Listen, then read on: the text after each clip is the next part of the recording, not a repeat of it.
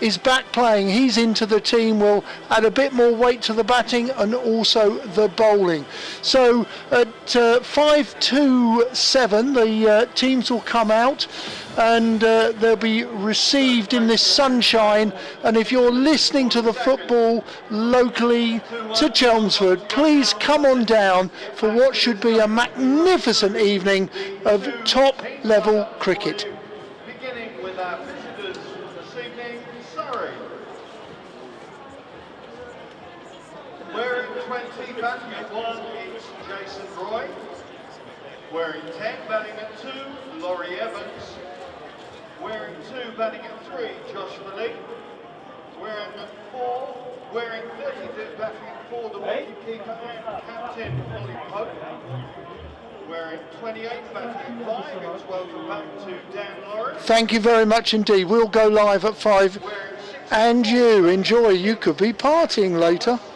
Thanks. Wearing 16, batting at 7. You could always party at Chelmsford at the county ground. Wearing 59, batting at 8, Tom Curran. Superb. Thank you, Rihanna. Chris Jordan. Bye. Wearing 13, batting at 10, Tom Laws. And wearing 24, batting at 11, it's also welcome back to Reece Topley.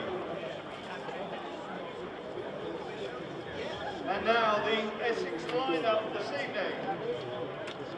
Wearing 22, batting at 1, Paul Walter. Wearing 19, batting at 2, keeping wicket, Michael Pepper. Wearing 56, batting at 3, Charlie Anderson. Wearing 99, batting at 4, Luke Benkenstein. Wearing 20, batting at 5, Matt Critchley. Wearing 8, batting at 6, it's Noah Payne. Wearing 11, batting at 7, the skipper, Simon Harmer. Wearing 51, batting at 8, Simon Fernandez. Wearing 29, batting at 9, it's Shane Streeter. Wearing 5, batting at 10, it's Bill Actor. Mexico City. And wearing 85, batting at 11, Charlie Bennett.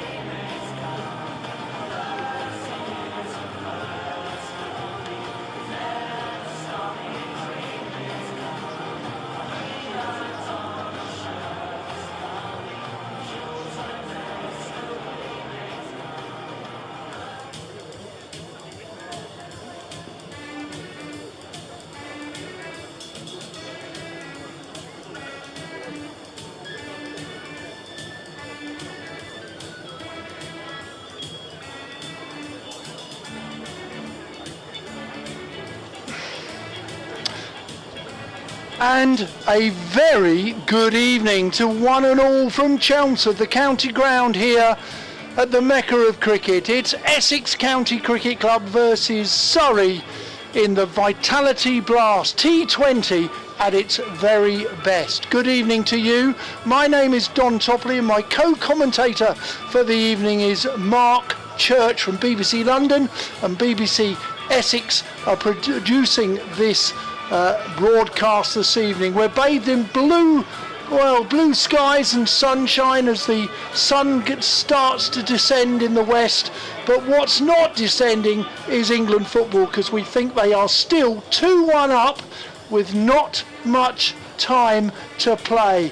It's only a third full here at Chelmsford, and we expect the masses to turn up if England win, and they're all in Chelmsford, they're all in the pubs and clubs, they're enjoying themselves watching England perhaps go to victory. We will see in due course.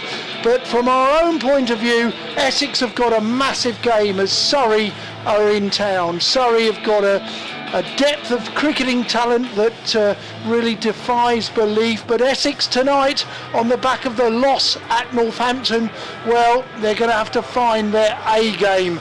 Their A game is needed tonight. The youngsters and the more experienced players of this Essex side need to get back on track. And I'd like to introduce my co-commentator, Mark Church. Mark, welcome to Chelmsford, but at the moment it's a very quiet Chelmsford. Yes, I think a lot of people, as you said, I went and sat in the High Street of Chelmsford, just a reminder to everybody, birthplace of the radio, Marconi and all that, and it was extremely quiet because everybody had headed off to pubs and anywhere that had a TV to watch the England football team. So I suppose if England win, which they're looking like they will do, a lot more people will turn up, and let's hope they do, because I'm used to this place being packed out for T20 and it's a great atmosphere. It's a lovely evening for it. Two very good sides and a lot to play for, because when you look at the table, both sides on 16 points. Hampshire sort of running away with it, and I suppose everybody wants Hampshire to continue winning. I suppose they do. I think all you can really, it's the oldest sporting cliche in the world, isn't it? Just concentrate on what you've got to do, really. And I think, what have we got left? 5 games left before we know who's in the quarterfinals. And Surrey, Essex games, they're always cracking games of cricket, and you know, there's been some classics over the years. Surrey coming into this one off the back of probably their best performance so far on Friday night. Sussex. They put in a good performance with the ball and a good performance with the bat. Essex coming off the back of that defeat to Northamptonshire. How much you read into that, I don't know, because Northampton are a very, very good side, and on their day they'll beat anybody. But before that, Essex have won 4 straight. So yeah, I think tonight will be a cracking game of cricket. I believe so too. Small boundaries, 55 metres. We're actually playing on a pitch that is at the furthest over we can play a white ball game. So it's a very small boundary to the old hospital side where the flats are, opposite the pavilion. But anywhere around Chelmsford really is small, apart from perhaps to the executive boxes, which is about 75. News from the square. We've had the toss half an hour ago. Simon Harmer won it and has chosen to bowl. If you want to go through the Surrey changes in a moment, for Essex, well, Harmer has got the 10 of the 11 that played at Northampton. The one that's not here is Jordan Cox. Essex will miss him. He's away with England, not playing in the game at the Riverside, but in his place, and we're pleased to report that Noah Thane returns from injury. The youngster all-rounder will take his place in the side. As for Surrey, well, Sam Curran and Will Jacks are playing against India up at Chesley Street at the moment, so it's pretty straightforward. Adam Thomas comes in for Will Jacks, and then Jordan Clark comes in for Sam Curran. And interesting at the top, because Essex winning the toss, bowling first, which I think is probably the right thing to do, and Laurie Evans will open with Jason Roy. So we've seen Adam Thomas do it, we've seen Will Jacks do it, and it's Laurie Evans who is opening with Jason Roy this evening. Well, Laurie Evans has kept a little bit. He also went down the order to about 7 on a couple of occasions, but here he is at the top of the order, keeper standing up, which is Michael Pepper, and we're going to see Shane Snater, I think it is, open the bowling. Snater, Bennett, Thane, Harmer, and we've also got Zamin Akhtar. That's going to be more or less the bowling lineup. Critchley could get a bowl, Benkenstein could get a bowl, their extra spinners if needed. But we're going to see Shane Snater bowling to the veteran Jason Roy, who bowls a ball that bounces with the new ball, goes into the leg side, and they take a quick single. I quite like this Laurie Evans opening because it gives him time, and he'll be up against the new ball with the fielding restrictions in the power play, and we all know what a terrific player Laurie is, but he tends now these days to drop up and down the order and then come in with 3 or 4 overs to go. He's got a full complement of 19.5 overs remaining to have a bat tonight, so I quite like this move from Surrey to have Laurie Evans opening the innings. Slater to Evans, and Evans plays with an open face bat down to short third man, whereas a good bit of fielding by Matt Critchley preventing the single. Good cricket there. The 2 men out. We have a very square third man. You know, he's almost a deep backward square on the boundary, and we have a deep square leg which is just behind, facing into the sunshine. Snater right arm over, this time Evans drives up to, is there a misfield? No, there's not. And Essex got away with that. Bit of poor fielding that at mid-on. Well, to be fair to Akhtar, he's had an absolute shocker there, hasn't he? He got away with it because it just rolled towards him and he misfielded, but thankfully he got to the ball before they nicked a single. Snater on his way in, past umpires Treadwell, who this time Evans gets off mark as he forces it off the back foot into the leg side, and there is 1 run to deep backward square. Looks a good surface, just from the first 4 deliveries, looks a good surface coming onto the bat. Could And get a little bit out. better. Yeah, I think so, with the lights on. Yeah, often does here. So Snater right arm over to Roy. Roy goes over the top and just short of a 6. No, it is 6. It's dead eye straight to the sight screen. I thought it may not have carried all the way, but it did. And there's the first boundary to Jason Roy, who's had a number of good starts this summer. It's a lovely shot. Length delivery, and he's just helped it up and over the top for 6. In comes Snater. Another foolish ball which is going to go wide of mid-on. Akhtar does stop the ball, and there is 1 run, and that concludes the end of the over. Roy has 8, Evans has 1, and Surrey have started 9 without loss. Yeah, it's a nice start from Evans and Roy. They haven't done anything too spectacular there. 1 lovely shot down the ground from Jason Roy. They are very short boundaries straight here. Wherever the pitch is, the boundaries are very short, straight. We're at the Sir Alistair Cook end and the Graham Gooch end at t'other end. And all Jason Roy really did was help that down the ground for 6, because you know, even if you half hit it, there's every chance that it will go over the boundary rope for 6. So it's going to be Charlie Bennett to get us started. Seen much of him? I've seen a bit of him on the telly. He's a tall lad, isn't he? Oh, huge. Yep. So Huge. He's going to be coming in from the... Herald from Suffolk. Does he well, don't most people, Don Topley, according to you, Herald from Suffolk? Because here comes Charlie Bennett then. Right arm over the wicket, and that's turned by Jason Roy into the leg side. So lovely to have everybody with us on Sports Extra 3 as well, on the BBC Sport website and app. Big game this for both these sides. That table is very interesting. Hampshire on 24 points, top. Then Surrey second on 16. Kent third on 16 points. Essex fourth on 16 points. Then Sussex and Middlesex slightly stranded at the bottom.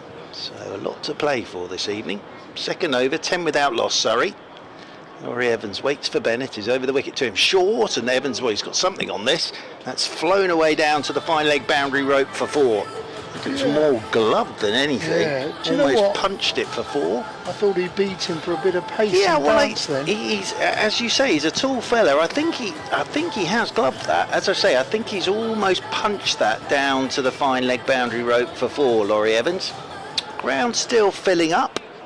Haven't had any groans yet to say that Congo have equalised. Surely it's over now, isn't it?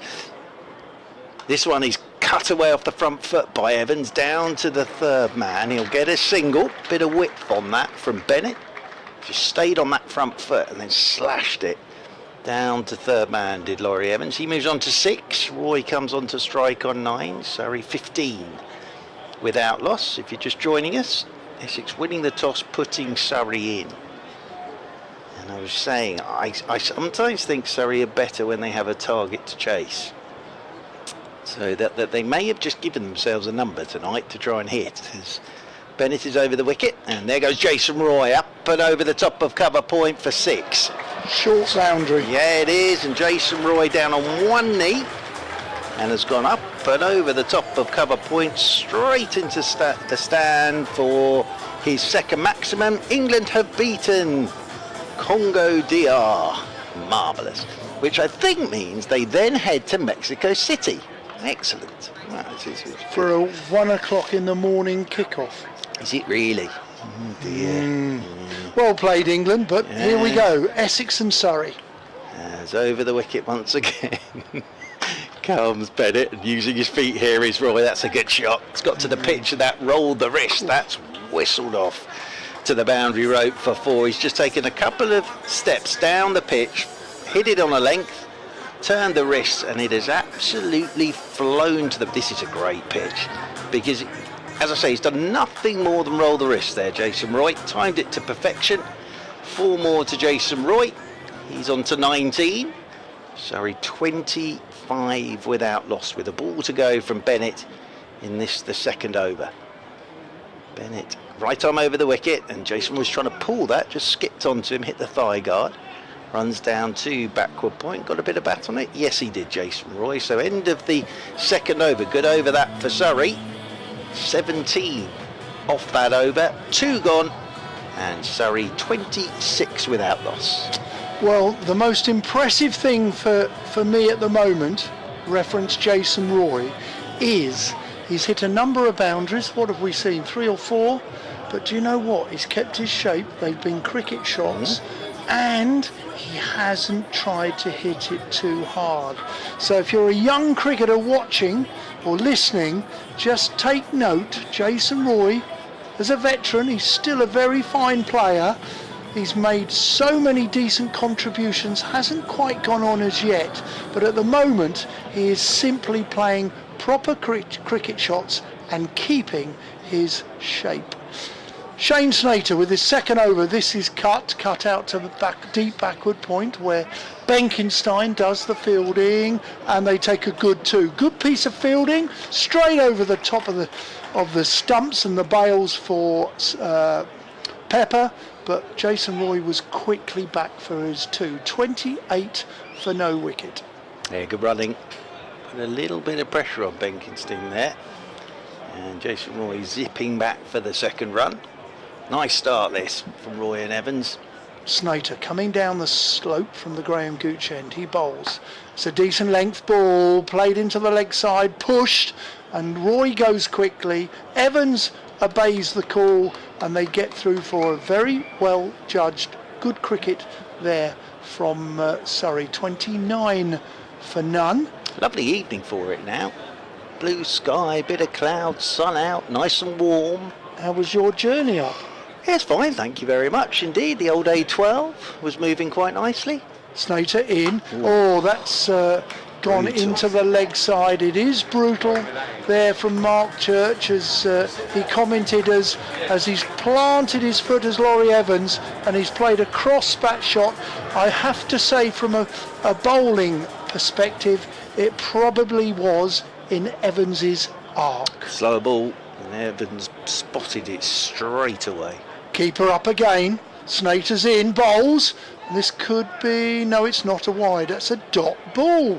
Hey, Essex will be happy with a dot ball. Paul Water claps and applauds the bowler. Yeah, good response that from Snater after being hauled over the leg side for 4. Just inside the tram line, Yorker length. Laurie Evans couldn't get any bat on that. There's no margin for error on this. You can see already 33 for no wicket. Snater in, bowl, slower ball. It's a bottom edge into the leg side. They take a single, and there is one more end of the over. No, not quite yet. One more ball to go. 34 without loss. I know it's early days, but pace off on here. I reckon either you've got to be really quick on here or pace off, because there is absolutely no margin for error. This is a belting pitch. Change of field here. Deep backward square has come up into the ring, so there's no one on the offside, and another leg side boundary fielder at deep mid wicket. Snater played into the leg side by Roy. It's going to go all the way out to the boundary fielder, who's just been put out there for one run, and Roy will keep strike. Roy has 24 in 10 balls. Evans having a little bit more of a look, 11 in 8. And Essex, well, having invited Surrey to have a bat, Surrey have made it to 35 for no wicket off the 3 overs. Yeah, and it's an interesting start, this, because they haven't actually done anything spectacular, these two. They've played a couple of lovely shots, but it just looks a very good pitch. And Actors coming into the attack down below us to replace Charlie Bennett from this Sir Alistair Cook end with the river behind us. Often there's the odd ball that lands in the river as well. Many in there, many. As Actor then right arm over the wicket to Jason Roy. Started the 4th over. Shot. Just picked this up off a length, thrown the bottom hand into it and whipped it. 1 bounce for 4 into the mid-wicket boundary boards. Oh, he's fancying this tonight, is Jason Roy. So Actors greeted with a boundary. Surrey moving along very nicely at the moment, 39 without loss. But yes, Jason Roy looks like he wants to have a bit of a party this evening. But he's playing nice shots, that's the thing. Yeah. And as Don Topley said, much like his good self who's commentating standing up, he's keeping his shape. Much like you, Don Topley, this evening, if I may be so bold. As Actor over the wicket he comes, and Roy cuts for 4. Too short, too wide. And as I say, if you're going to bowl there, you're going to get hit to the boundary rope. That's just sat up for Jason Roy, and he's just thrown his hands through it. And that has sped off to that cover point boundary rope. So back-to-back boundaries for Roy. He's on to 32. Surrey move on to 43 without loss. The first 4 from Jason Roy wasn't a bad delivery. It was a particularly good shot. The last 4 was a bad delivery. Actors in again. That's short. Jason Roy's tried to pull this, and it's beaten the bottom edge of his bat. Now on that occasion, Jason Roy did lose his shape. He lost a bit of balance as well, and he's rehearsing playing that with a straighter bat through the offside. So a little tick in the box there for Actor. Well, Actor has taken 10 wickets since arriving from Gloucestershire. He's bowled very nicely, but the leading wicket taker in the Essex lineup is Charlie Bennett with 12. He's in again, and Roy's on the back foot this time. Punches this down to backward points, so they've got a cover ring at the moment, have Essex. And then they have 2 men back on that leg side boundary in front of the pavilion. And of course, all the seating in front of the pavilion as well pushes that boundary rope in even further. So it's fairly short everywhere this evening. As Actor is right arm over the wicket to Roy. Roy's forward, just nudges this one into the leg side. We'll get a single. Roy moves on to 33. Laurie Evans comes on to strike on 11. I've looked up. I think a few more people are in the ground now. So I think they're making their way from Chelmsford High Street. You're right. Yes, the across Rivergate. yes, and across the park. Chelmer Park, Yes. yeah, that's right. Very famous pub was watching the football this afternoon, and they'll all be coming in. There'll be quite a queue at the Rivergate. Short ball pulled away by Laurie Evans out towards deep mid wicket. He'll get a single. Just skipped on to Evans to touch that one. That'll be 1 more to the total. So another good over for Surrey. 10 off it, 4 gone. Here on Sports Extra 3, BBC Sport website and app, and of course the Essex live stream, on which at the moment I can see one gentleman sat in his England shirt watching away. Of course, England's cricketers are in action up at Chesley Street this evening, aren't they? In the jolly old T20. It's a quick turnaround for it them, is. isn't Very it? quick. Very quick indeed. Jofra Archer's not playing after a very gruelling test match, but we'll comment about them at half time actually, the interval mark. Unusually for us, we're on double time, aren't we? Because we're going to stay on for the 10-minute between innings and talk England cricket.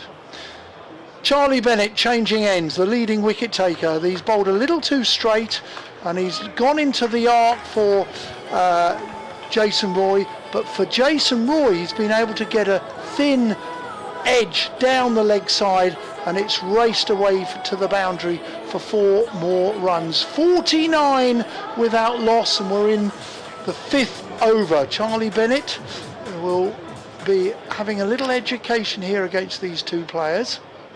Done very well indeed for Essex this summer, bowled quite fast as well this time. It's gone down the ground, over Noah Thane at mid, or is it Actor at mid-on, and that's gone for 4. That was hit powerfully, but unfortunately all Actor could do was stick up one hand and it simply sailed over that for 4 through mid-on. Well, we said it when Laurie Evans came out to open. He'll enjoy this. New ball, only 2 allowed out. That was brutal again. That was just pure strength. Length delivery, and he's just stood up straight and hammered it. Straight over mid-on and down to the long-on boundary rope for 4. I think he may have done some damage to the ball here as well. We need another ball. So umpire Treadwell has made the shout, and another box of balls will come out, and they'll have to find another ball. Just to say, up at Chesley Street, India, off their 20 overs, 189 for 7, Sharma 59, Iyer 68 and Dubey 42, and is the youngster playing? Sajid Mahmood 3 for 33. Mr. Suravanshi, not yet. They're keeping everybody on tender hooks for the young man. He'll be 26 by the time he plays. What did you watch, or were you able? What's your impression of Ireland? Ireland beating terrific. India. Absolutely great. In 2 T20s. Absolutely. And the other bit of news is Gary Wilson is now the head coach as well. Which what's terrific. the significance of that? Former Surrey player, of course, then moved to Derbyshire. Great man, Gary Wilson, and of course played over 100 internationals for Ireland and is now the head coach. But yes, I think for Ireland that's huge, isn't it, to beat India over the course of a weekend. Well, Bennett's got the ball in his hand, he's on his way in, he's kicked off, and here he comes. He's hurtling in, and this is the top edge, it's gone over, it's going to carry on going down to fine leg, and I think it has been very well fielded, where the keeper, Pepper, has been the second fielder, and it was Paul Water who eventually dived the long Paul Water that was able to scoop it back inside the boundary at a very fine leg. Tall Paul, with his long arms and long legs, did very well there. And it was a top edge from Laurie Evans. Saved a couple of runs, Paul Water. In comes Bennett. This time Evans pulls into the leg side. It goes out to one of the 2 fielders that are on the boundary leg side, looking into the sun. That was the straighter, that was deep mid wicket. Just 1 run to Evans and Surrey, 56 without loss. Yeah, just a little word on Laurie Evans. If he gets 30 tonight, what's he on now, young Mr. Evans? 23. If he gets to 30, that'll be 7,500 T20 runs for him. Wow. In comes Bennett. Bennett, slightly slower ball, which Roy waits, opens the face and dabs it into the offside for a simple and easy run, 57 without loss. In other games, in the Vitality Blast, Warwickshire Bears and Sussex Sharks, Bears 55 for 1 in the 5th. Lancashire Lightning 45 for 3 in the 6th against Derbyshire Falcons, and Gloucestershire 40 without loss in the 6th against the Northampton Steelbacks. Those are the other scores around the country. Bennett, just a few metres in from the sight screen, he's in, right arm over, Yorker length ball which is dug out very nicely by Laurie Evans to conclude the end of the 5th, and in particular Charlie Bennett's 2nd over of the evening, and Surrey have moved on to 57 without loss. So one more over before the conclusion of the power play, and it's going to be Zaman Akhtar to bowl his 2nd. Yeah, good comeback there from Charlie Bennett, because hit for boundaries off his first 2 deliveries and then came back and bowled 4 good deliveries after that. I think the slower ball's going to be the thing tonight, or if you're going to go short, you're going to have to go really short. So Akhtar with the 6th delivery, final one of the power play, final over of the power play, and Jason Roy's looked to pull one from outside his off stump on the front foot, and that's beaten the bottom edge of his bat. Jason Roy looks a bit frustrated there. He's gone for a walk towards square leg, and I think he's giving himself a talking to here. Jason Roy shaking his head, muttering to himself. Laurie Evans going down, probably with words of encouragement. Don't be too hard on yourself, Jason. You're doing very well at the moment. What experience have these two got, eh? Well, ridiculous numbers. As in over the wicket then comes Akhtar to Roy, and cut powerfully by Roy. So powerfully, it whistles through cover point. And that's Charlie off to... Ellison. Well, I'm not surprised, because if Charlie Ellison had got hands on that, it would have taken him with it to the boundary board.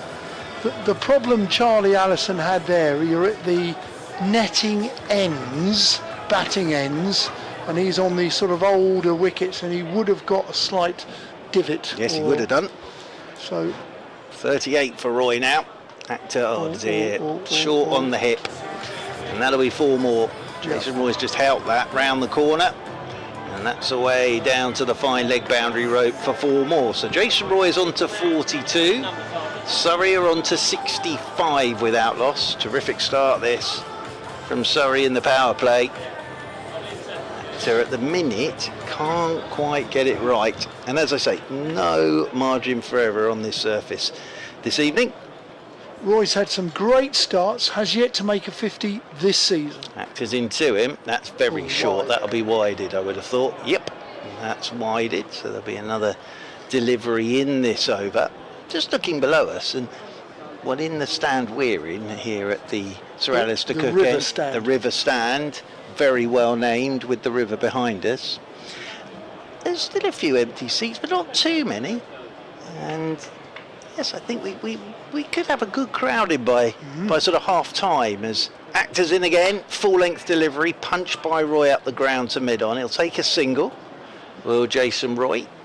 He moves on to 43. Surrey move on to 67 without loss in the 6th. I said to you about Jason Roy, he hasn't got a 50 yet, but he's striking at 140, which is a good strike rate. He's made 1 nought, but what he has done is he's scored 18 4s and 7 6s. So he's made a number of considerable starts. Akhtar's into Laurie Evans. Well, naughty boy, Laurie Evans. The little ramp from outside his off stump, straight over Pepper's head and down to the fine leg boundary rope for 4. So Laurie Evans moves on to 27, and Surrey move on to 71 without loss. Right, Churchy, I'm putting you under extreme pressure here. Yes, don't ask me what I think Surrey are going to get off 20 No, overs. I'm We're not, too early, no. too early for that. Roy and Evans, how many T20s combined? Okay then, in comes Akhtar. That's an even better shot. Straight drive. It's a beautiful cricket shot, that from Laurie Evans. And a little punch of gloves there with Jason Roy. So that means Laurie Evans, with that boundary, moves past 7,500 T20 runs. So congratulations to him. 6 overs have gone. Surrey off to a flyer, 75 without loss, and I'm going to say about 625. Yeah, you're not. I tell you what, I like that. I'm going to commentate this over. Yeah, excellent. So I'm going to say to you, I've looked up Laurie Evans. Yes. And he's played 312. Would you look I'll up Jason? Well, I know Jason's gone past 150 just for Surrey. Yeah. So 312. Plus Jason right, Roy. okie dokie, I'll jump onto that. It's going to be... Is this Benkenstein or Critchley. Critchley, the leg spinner, bowling the 7th over of this T20 here at the Ambassador Cruise Line Ground, Chelmsford. The lights are on. It looks a picture. Blue sky above us as Critchley, right arm over the wicket, and there's a genuine play and miss. The ball has gone into the gloves. He's whipped the bails off as Pepper, but Roy is not come out of his crease. Just have a little look. Jason Roy, Critchley, that was a terrific delivery there. First up, I'm looking now, where's the field? We've got, this time it's cut out, and there could be two. Is he looking for two? No, well fielded, that man. That's on the extra cover boundary. He threw the ball in very hard to the leg spinner by the stumps. Probably hurt him on his leg, pinned him a little bit, but I think that was Shane Snater. That was a great bit of fielding which stopped Surrey taking a second. Critchley now got a bit of pain on his left leg where he got pinned then. Evans to face, he bowls. This is played into the offside. They look for a single, an easy single. One more to Evans, one more to the total, 77 for naught. We're looking deep backward square, deep mid wicket, deep long on, long off, and a deep extra cover. Ring of three on the offside. The leg spinner's in, it's short, and unfortunately, or fortunately for Critchley, he got away with a probably a less impressive ball then. It was short and missed out. Critchley, in he comes, bowls. Short, pulled into the leg side where it's fielded at deep mid wicket by, I think it's Charlie Ellison. There's only one run. 78 for none. Did you find Roy? Well, you have to add them all up for all the Yes. different sides he's played for. Oh, this has gone a play and a miss as Laurie Evans tries to play a front-footed cut for the last ball of the over, and it ended up being quite a good over for Matt Critchley. 78 for none, and we've had 7 overs. Yeah, I'm not surprised Harmer's coming into the attack now, because our first over is spin and life looked a bit harder for Messrs Evans and Roy. It's definitely over 300 that he's played. So are we going to guess and suggest it's closer to 700? I don't know. Closer? If someone's listening and can be bothered to add up all Jason Roy's different T20s for all the different T20 sides he's played for, because as I say, he's played over 200 if you just combine England and Surrey. Yeah, I thought that on one of the sites it does add them all up. Harmer then from the Sir Alistair Cook end with his off spin in his sunglasses. Start of the 8th over from around the wicket. Jason Roy will pick up a single, just working that one out towards deep mid wicket. Jason Roy moves on to 46. Laurie Evans comes back on to strike on 32. Harmer around the wicket to Evans, and Evans digs this one out. Good stuff from Harmer. Isn't it interesting? Talks about taking pace off. Critchley comes on, Harmer comes on. Life doesn't look quite as simple. A single for Laurie Evans. He moves on to 33. Roy comes back on to strike on 46. Harmer in his blue boots. Around the wicket he goes to Roy and gets it right up there again to Jason Roy. And Roy drives down the ground. Will get a single to long off. Actor doing the fielding down there. Roy's on to 47. Good bowling. Very good bowling from Simon Harmer and Critchley. Combining nicely the two spinners. Harmer's in again. Here goes Laurie Evans using the feet and then whips it down to Noah Thame below us. Can't see Noah Thame from the balcony. He's under the balcony of the River Stand here. Noah Thame. Just see a suddenly emerging Noah Thame from below us. Roy back on to strike. Just operating around the wicket is Harmer.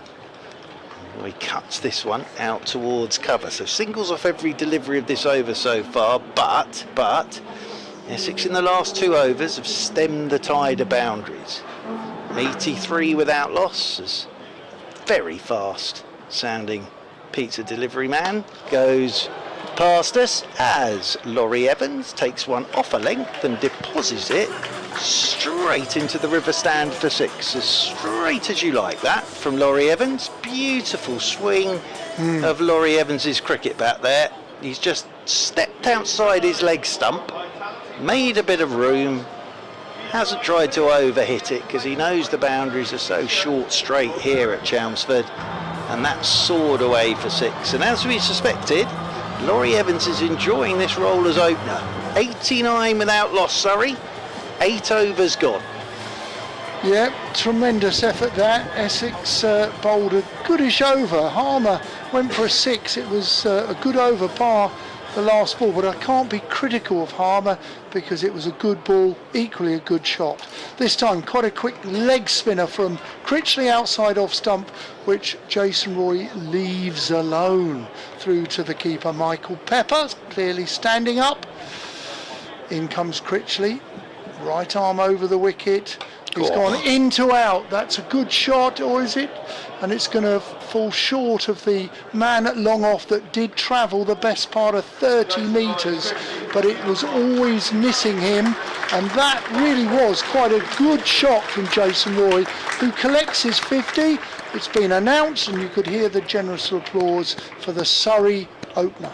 Yeah, 29 balls for that 50 from Jason Roy. That was a lovely bit of batting. Deliberately, inside out, but just chipped it for 2.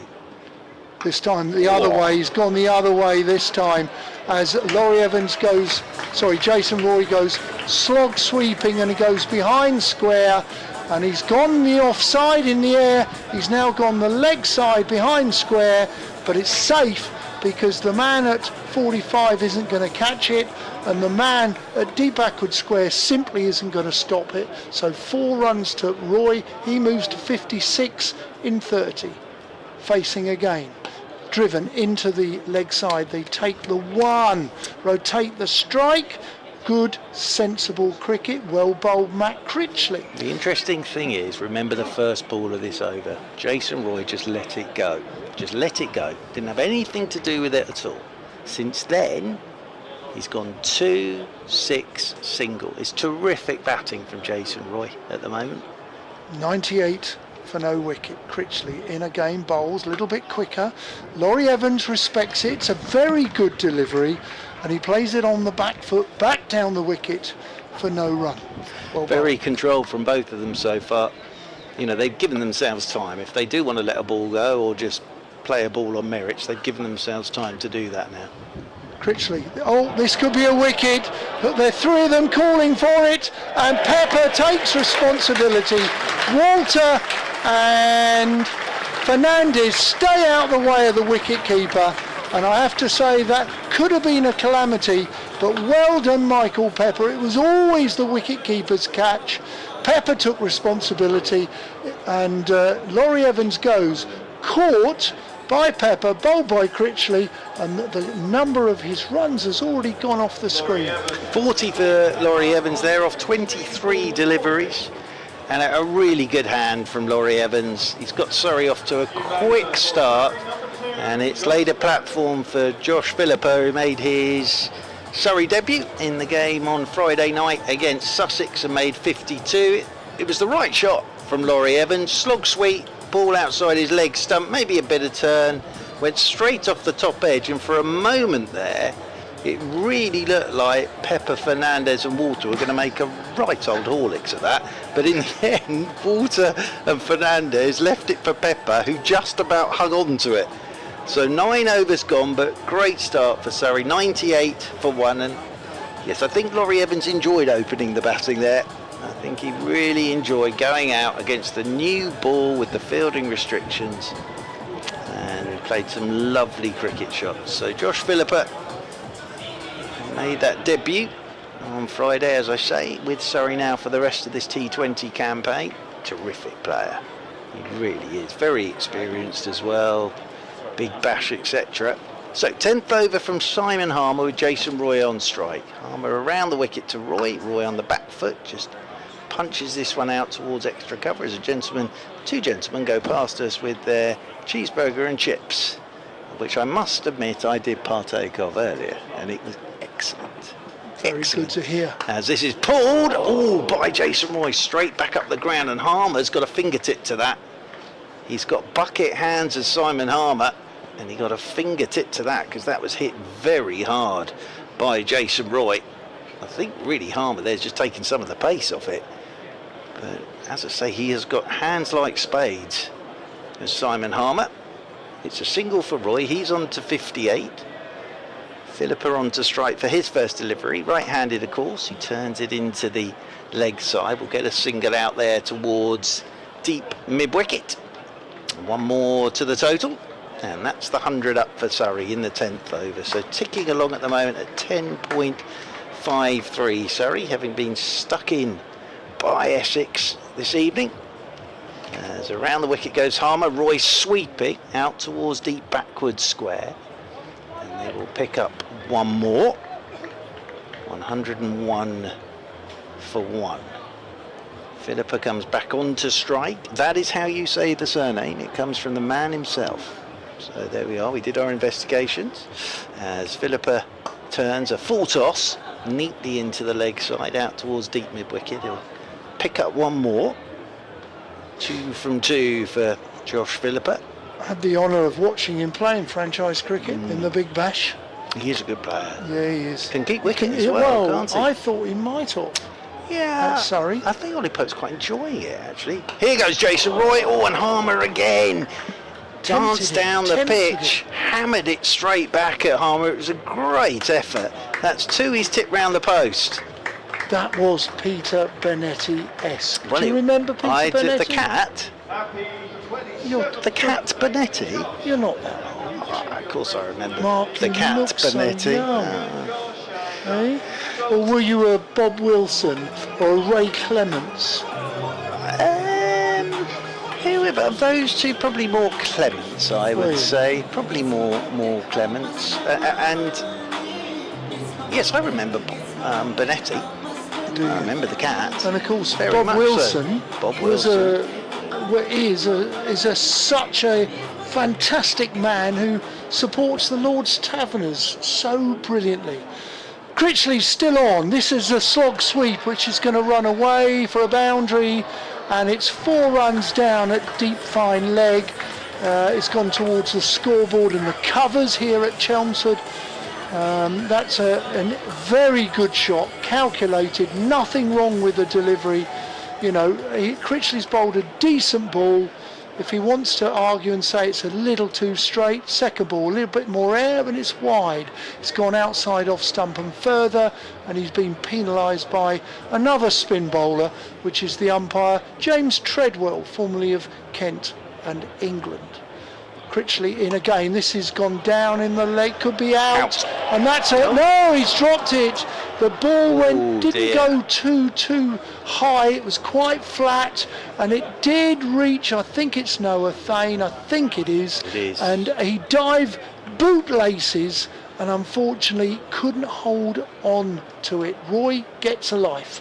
Yep, and he's cross with himself, Noah Thane, as is Jason Roy. But he got there, got both hands to it, but couldn't hang on. Critchley, this is too straight. Josh Philippa has hit it out of the ground, leg side, slog sweep. Wow. But he didn't just get his leg out of the way, he's hit it in front of square, and it's gone over the cider advertising signs into the terraces and the apartments that are in the full sun. And that was quite a brutal cross-bat shot against the spinner. Well, all I would say is it's a good job the flat's got in the way of it, otherwise it would still be going. He has absolutely nailed that on the slog sweep, and he didn't actually go down on one knee, he stood up straight and hit that. That really was a powerful shot from Josh Philippa, who has joined this run spree from Surrey at the moment. It is a great surface, but there have been some outstanding cricket shots so far from Roy, Evans and Philippa. Critchley's ready, Philippa's ready, and Pepper, the keeper's, ready. This time it's short, it's played into the offside off the back foot. It's gone straight out to Shane Snager, who fields in front of the pavilion. where they've brought the boundaries in. We've got the blue and yellow bucket seat square of the wicket in front of the pavilion. Critchley in, short again, outside off stump. And he's been stumped, I think. No, caught behind. Caught behind, was it? He's done really well to get a bit of bat on that, Jason Roy, and he will be so upset. Quick ball, short and wide. He's gone across to cut it. Toe end of the bat. That is a great catch from Pepper as well. And Jason Roy ended up falling over there. He did very well to get anything on that, did Jason Roy, and it's a great catch from Pepper. It really is, but that's been a terrific innings from Jason Roy. But the ball after he was dropped, he just toe ends one, and a superb catch from Pepper. But Jason Roy, 65 of 38 deliveries, and that brings the captain Ollie Pope out to the middle. Well, we've had a message. We've had a message from Southwest France. Ooh. Where a former Essex player, Adrian Brown, the wicket-keeper, is enjoying a glass of red wine, some du pain. Beg your pardon? Sorry? What did you say? Some du pain Some bread. from bread. Ah, right, absolutely. lovely. So a very good evening to Adrian Brown, former Essex wicket-keeper, who's enjoying life in France. Well, we're going to see who's come to the wicket. Ollie Pope. Ollie Pope, the skipper. Skipper, here he goes. Critchley, well, we've seen 2 wickets to fall. Caught Pepper, bowled Critchley twice. And that is Laurie Evans and Jason Roy. Critchley then, he has 2 for 25. He's 1 ball shy of 3 overs. He's bowling to Ollie Pope, the skipper. He bowls. This is cut into the offside, slightly short. Snater does the fielding at deep cover, and there is the end of the over. He's got 2 for 26 now. So he's made an impact as Matt Critchley, formerly of Derbyshire, who joined Essex 4 years ago, I believe. And he really has. He's a lovely lad. He heralds from the Lancashire pathway back in the day, but went to Derbyshire, developed his cricket there, and has become a solid spinner, but also an all-rounder. In fact, he would bowl so many more overs if Essex didn't have the greatness of Simon Harmer. Well, just looking at Harmer's figures, so he's gone none for 16. Off his 3, Critchley's gone 2 for 26. So between them, 2 for 42, which actually, amongst the carnage of what was happening beforehand, those two have pulled it back a touch here from an Essex point of view.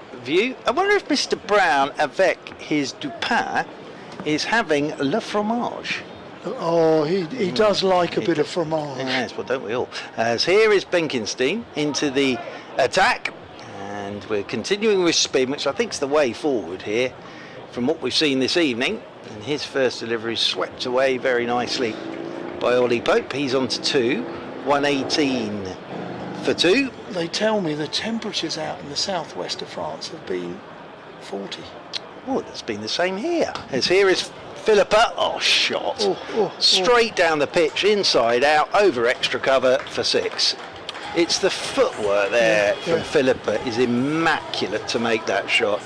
It's just gone down the line of his leg stump and then gone inside out with any turn and over extra cover for 6. That is a gorgeous cricket shot. Shorter, unsurprisingly, from Benkenstein this time, and that's punched down the ground. From Philippa to long on.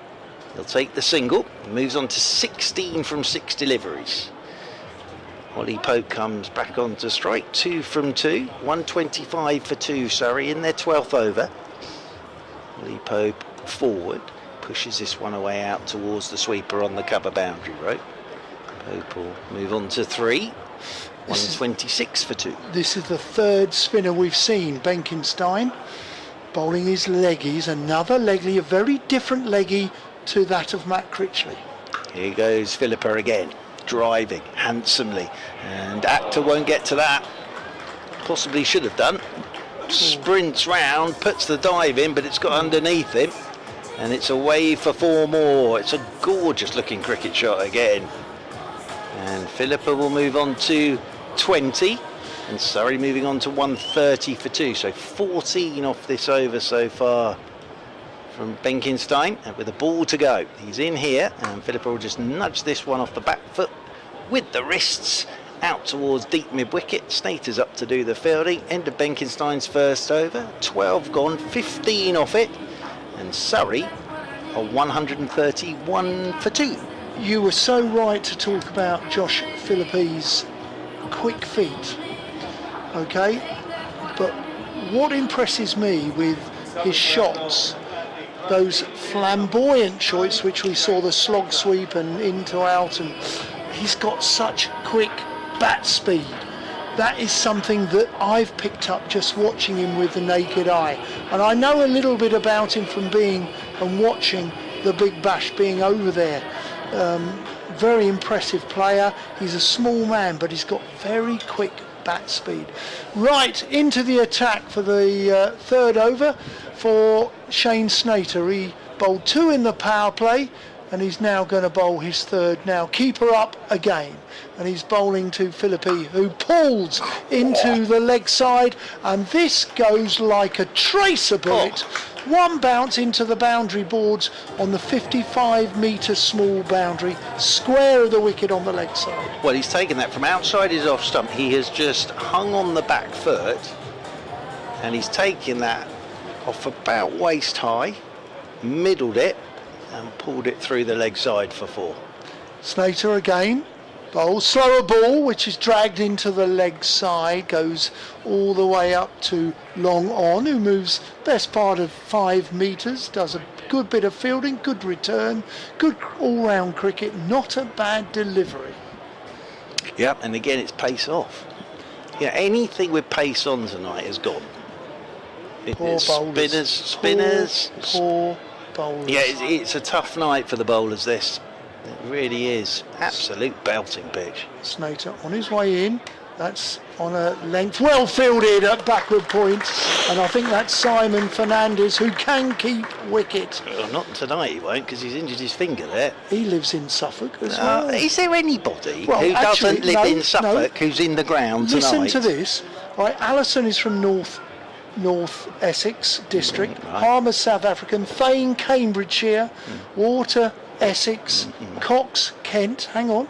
After this, Snater bowls. This is cut beautifully. It's going to run away. Well fielded by Luke Benkenstein at deep point. Michael Pepper, Cambridgeshire. Benkenstein, I think he's local. Mulder, South African. Fernandez, Suffolk already. Critchley, Derbyshire. Yeah. Snater, Holland and Zimbabwe. Yes. Zam Akhtar, ready. Gloucestershire. Cambridgeshire. Oh, is he? Cambridgeshire. Oh, right, yes. And Bennett, Suffolk. Suffolk. So the national counties are contributing to first-class cricket. What I like is Benkenstein somewhere from somewhere near here. Yeah. Snater in, driven into the offside, finds a fielder. There is no run. Well bowled, Shane Snater. He's bowled nearly 3 overs, 1 ball shy, and he's gone for 24. And if he could get a dot ball this delivery, that would be remarkable figures, having bowled the 13 overs in this Surrey innings. Snater in, slower ball. It's almost Yorker length. Well, they're only going to get 1. Okay, he's bowled 3 overs for 25. Well bowled, Shane Snater. Yep, very good, and good over that, because that went for 7. So Great effort. Good effort. And 138 for 2, but still 7 overs to go for Surrey. They've still got wickets in the tank. Philippa is looking very good again. Pope's only just started. And earlier on, Laurie Evans 40, Jason Roy 65. This, of course, all after Essex won the toss and popped Surrey into bat this evening. There's a gentleman attempting to get his leg over a chair there on the balcony of the River Stand. He's dear.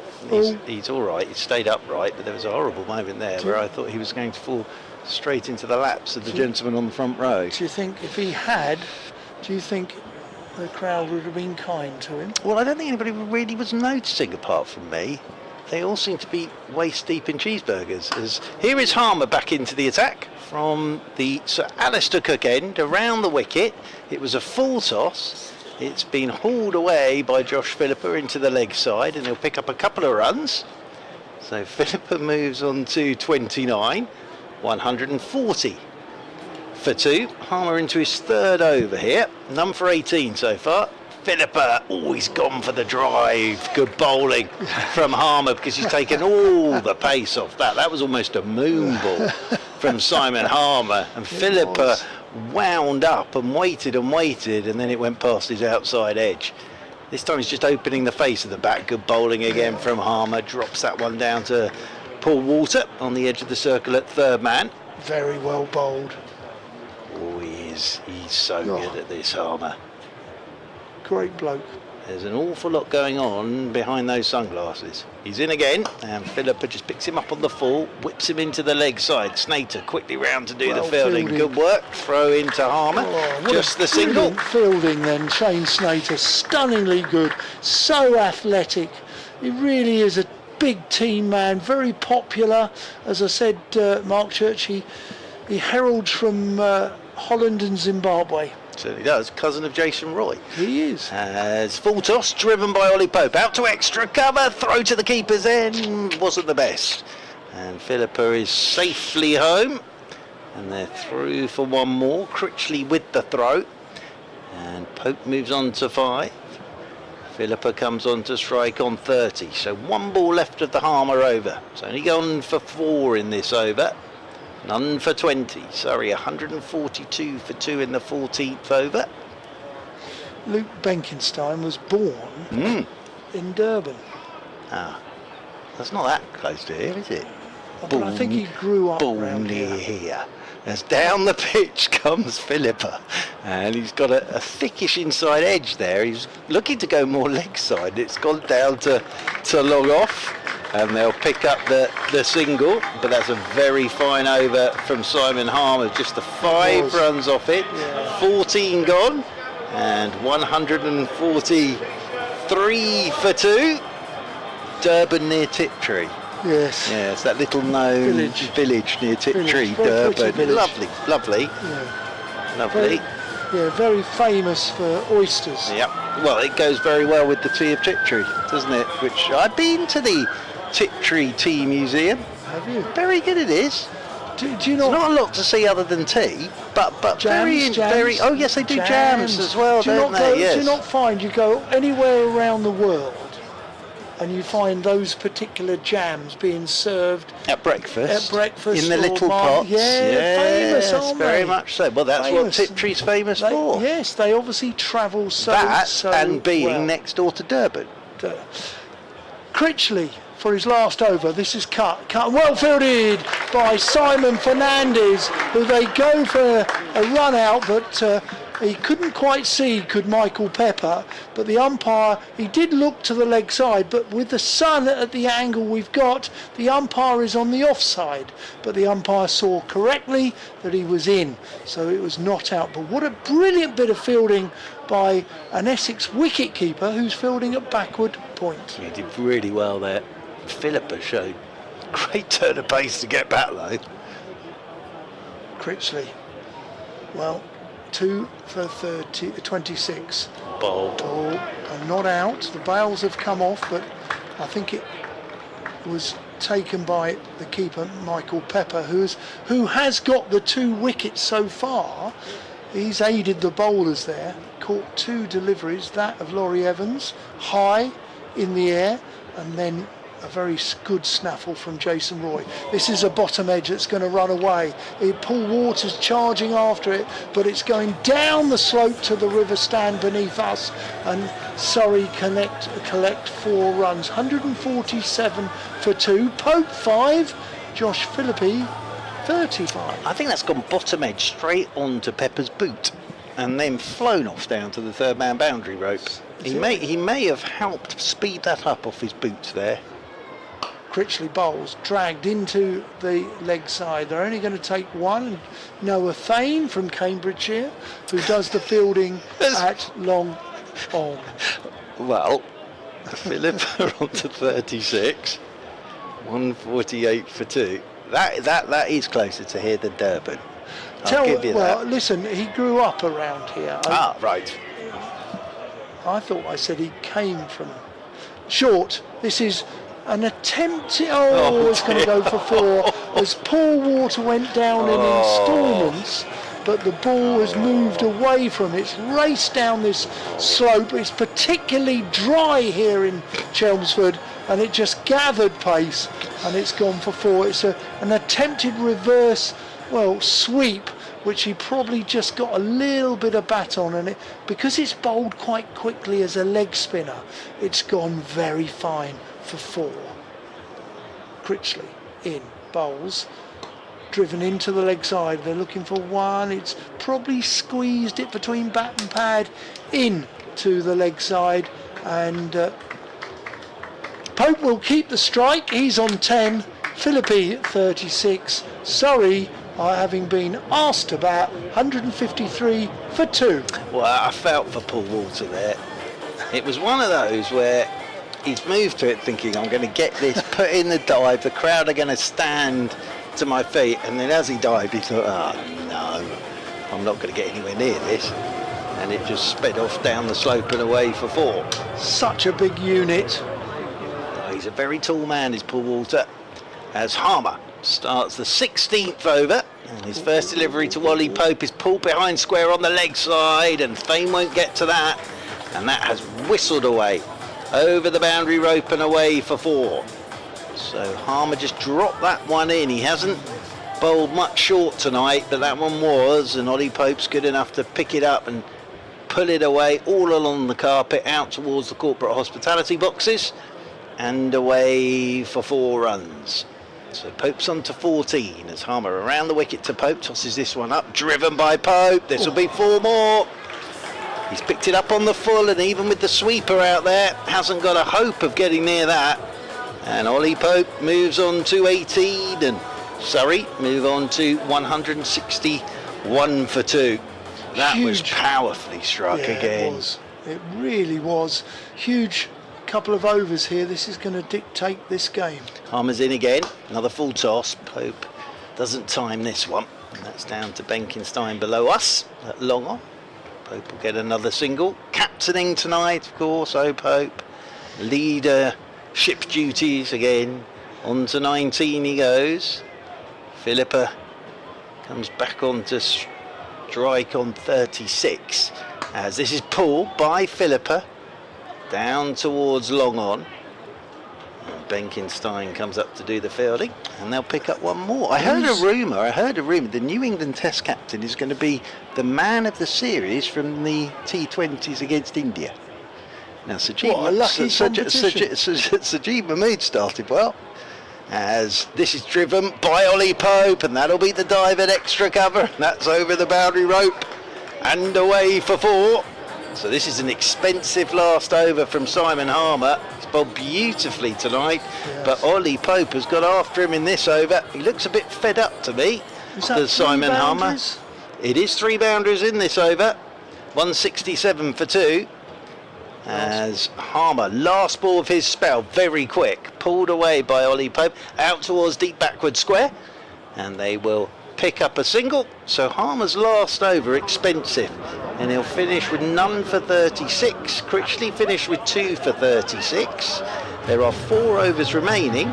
Surrey are 168 for 2 on Sports Extra 3 and the Essex live stream, BBC Sport website and that. And I have to say, I just made that up, but it would be marvellous if the talk before, lads, we've got a special prize on offer. If you're man of the series, you are the next England Test captain.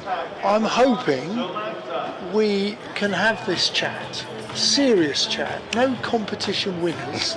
We can have a serious chat about England cricket. And how long have you got? Well, we've got 10 minutes. Oh, I don't think that's long enough, is it? 10 minutes, Mark Church and Don Topley.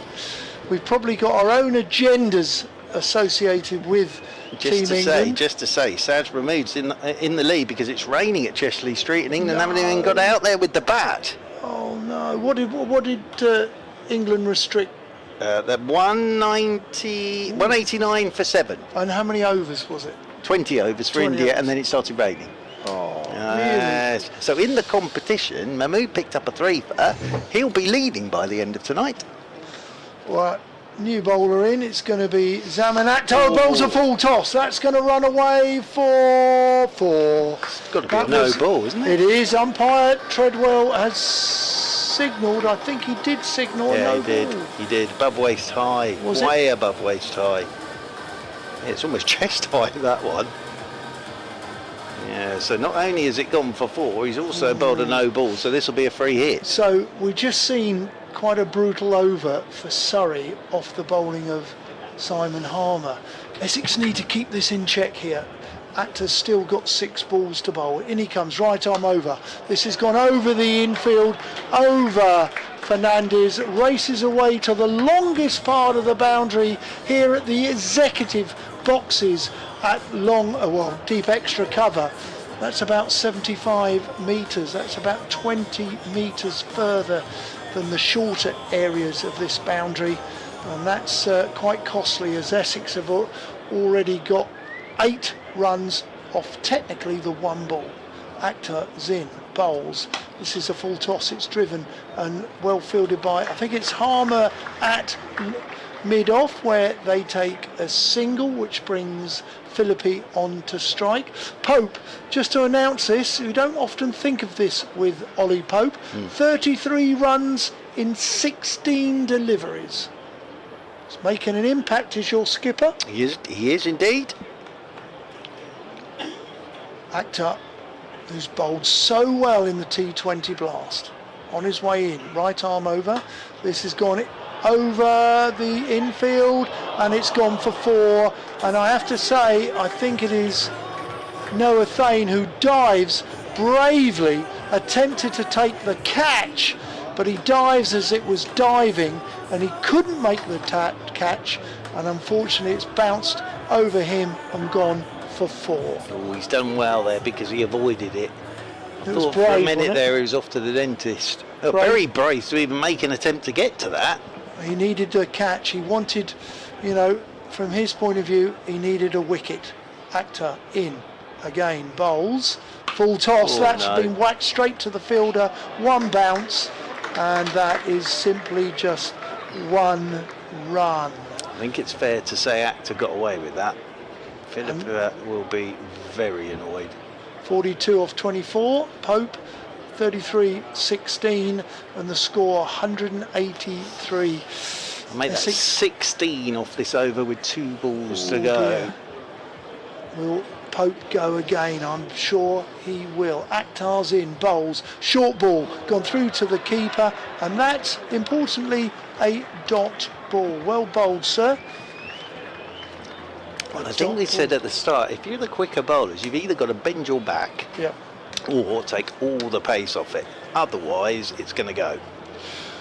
Who's in your spinning department Dan tonight? Lawrence. No Will Jacks. No Majid. Akhtar in.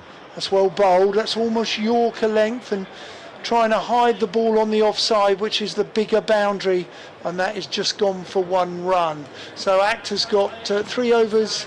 Oh, it's disappeared off the board. 3 overs, I think he's gone for 30 something, but Surrey have moved to 184 for 2 with just 18 balls remaining in this T20 Vitality Blast encounter at the Ambassador Cruise Line ground here in Chelmsford between Essex and Surrey. Yeah, Akhtar there, none for 44 now. 44, is he? None for 44 off his 3. Yeah, so there'll be Dan Lawrence, then of course some fella called Reece Topley, who's bowled very, very well this summer for Surrey in the T20. Chris Jordan, Tom Curran, Tom Laws, of course. Might even see a tiny bit of Adam Thomas, and then you've got Jordan Clark as well. So you've got a lot of experienced quicker bowlers there. You've got all sorts of changes of pace and everything. Josh Philippi is your overseas. He is. You could have had Sean Abbott as well, he's still here. Not in the that's squad, resting. I think he's being rested at the moment. As Charlie Bennett. indeed will come in over the wicket from the Sir Alistair Cook end and ramped straight away by Ollie Pope over Pepper's head. He picked it up on the full, and that is away. One bounce for 4. So Ollie Pope moves on to 38, and Surrey absolutely flying here. 188 for 2, but it was premeditated by Ollie Pope. I think Bennett saw him coming, was looking to try and bowl the Yorker, and in the end he just dinked it on the full straight over Pepper's head. 38 off 19. Huge 3 overs coming here. As Bennett is in over the wicket to Pope, another full toss, and Pope slung this one into the leg side, and away 1 bounce for 4. Well, this can't be a tactic from Bennett and Akhtar, because at the minute they seem to just not be using the facilities kindly provided by the ground staff. Well, and I'm not sure low full tosses are going to quite be the thing to be bowling at the moment. 192 for 2. He's trying to bowl Yorkers, Churchy, and not getting too close. This is huge for Essex here. They've got to just keep a lid on it. 192 for 2. Bennett is in. Slower ball, hammered straight back over his head for 4 more by Ollie Pope. So Bennett's gone 2 low full tosses looking for the Yorker. He's then gone slower ball, and Pope has just waited for this and struck it straight back over his head, and Ollie Pope is on to 46, and Surrey are on to 196 for 2. You're keeping an eye on the scores per over. What have the last 4 overs gone for? Give me 1 sec, old boy, and I will add up for you. As Charlie Bennett comes in over the wicket once more, and short, and that's pulled away by Ollie Pope. This will be another boundary, so that's 4 consecutive boundaries, and that is Ollie Pope's 50. He's gone there in 4 balls. 50 of 22 deliveries from the captain. Fantastic batting from Ollie Pope, this. Gosh, proper shots, but this is brutal for the Essex bowlers. Well, I make that now 57 of the last 3.4 overs. Gosh, thanks for that. Do you know who I feel like tonight? A combination of myself and Andy Zaltzman. Well, As in over the wicket once again comes Charlie Bennett. And down the pitch, well bowled. Got it right up there. That time did Charlie Bennett. Driven by Pope, just a single mind. And the 200 up for Surrey. 201 for 2. And Pope moves on to 51. Everybody I know says you can multitask. You're a talented man. Do they? You're a talented man. No one has ever said, A, I'm talented, You're or good B, I looking. can multi-talent, or that I'm good looking. I'll take it. You're good looking. I'll take it from you. But you've got a better moustache than me. May I say, Longer no one's hair. ever called me talented, You've got your said own I can hair. multitask, and that I'm good looking. As Bennett's in, slower ball, picked up by Philippi, Oh, wow. whip leg side. There is a fielder out there, that's Snater, and they will pick up a single. So 18 gone, 18 off that over. Did pretty well with those last 2 balls to only go for a couple. And with 2 overs remaining, Surrey 202 for 2. Just to say, Surrey's highest ever T20 total against Essex is 222 for 4 back in 2018. So they've got a very good chance of going past that this evening. Having knowledge like that. Yes, see? I've read the email that was kindly sent to me by Marcus Hook. Oh, good There you are. evening, Marcus. Yes, Good he's on evening, holiday sir. actually. Is he? Yeah. What? So what he's done, Marcus. Is he listening to us? Just for everybody on Sports Extra 3 and the Essex live stream. I never do those stats. Marcus Hook and Brian Cowley from the Surrey Stats Group very kindly sent them to us. Marcus has gone on holiday last week, but do you know what he's done? He's sent us all the stats for the games whilst he's away. Oh, I That's thought good, I isn't thought it? you were going to say he's listening. No, we might be on holiday, I suppose. Right, in we come with Shane Snater, his last over. That's a Yorker, attempted Yorker, which has been squeezed out with an open-face bat, and it's gone between Critchley and Water down to the Tom Pearce stand for 4. That wasn't a bad delivery. He's hiding the ball outside off stump. He squeezed it at a Yorker length. How good's that placement? That's a good shot. How good but is that placement? I'm not going to moan about the delivery. That's not a bad delivery. Snater, bad luck young man as he comes in bowls. Oh, this has gone straight up in the air. I think it's Thane underneath it. Can he jump? He jumps, and it's just gone over him for 6. It hasn't really touched the boundary boards, but he's dived in the air. He's tried to grab it. He couldn't quite make it, and it's almost come down vertically. Well, poor old Noah Thane here. He waited and waited and waited and waited and waited, and then it went straight over his head. So that is back-to-back 50s for Josh Philippa. On to 53 he goes. Keeper up again. It's a full toss. Slower ball. Smash straight to Noah Thane, who stops it and returns it to the keeper for a simple 1 run. Pope 51, Philippa 54. Well, it's a great start to his T20 career for Surrey. 52 on Friday night, 54 not out off 28 balls this evening. The score 213 for 2. Snater in. This is that's out of the ground. New balls, please. It's Wimbledon week. That's possibly gone into a balcony on the apartments next door. Ball has come back. Well, I think it hit the wall of the flats and just came straight back into the back row of the stand. Years ago, it used to be a hospital over there. Did it? It was, wasn't it? Yes, that's right. When I played here, if you got injured, you went straight there. Yeah. Handy. My balls used to end up in the hospital. Did they? Toppers? Was that when you were batting? But yes. And when I bowled, they ended up in the river. Well, there you are. You see, there you go, it's a lovely image. As Snater coming in for his 5th ball, and that's a good ball. It's a Yorker length. They're looking for 2. They're taking 2. Is that leg byes or bat? Bat, says James Treadwell. 2 more runs. Well fielded. Well, good cricket all round, and in particular by the 2 Surrey batsmen. Yeah, brilliant running as well from Ollie Pope and Josh Philippa. This has been outstanding batting from these two. This partnership is worth 115 now. Came together with a score on 116 for 2 in the 11th over. And they are just 1 run away from equalling their record score against Essex in this competition.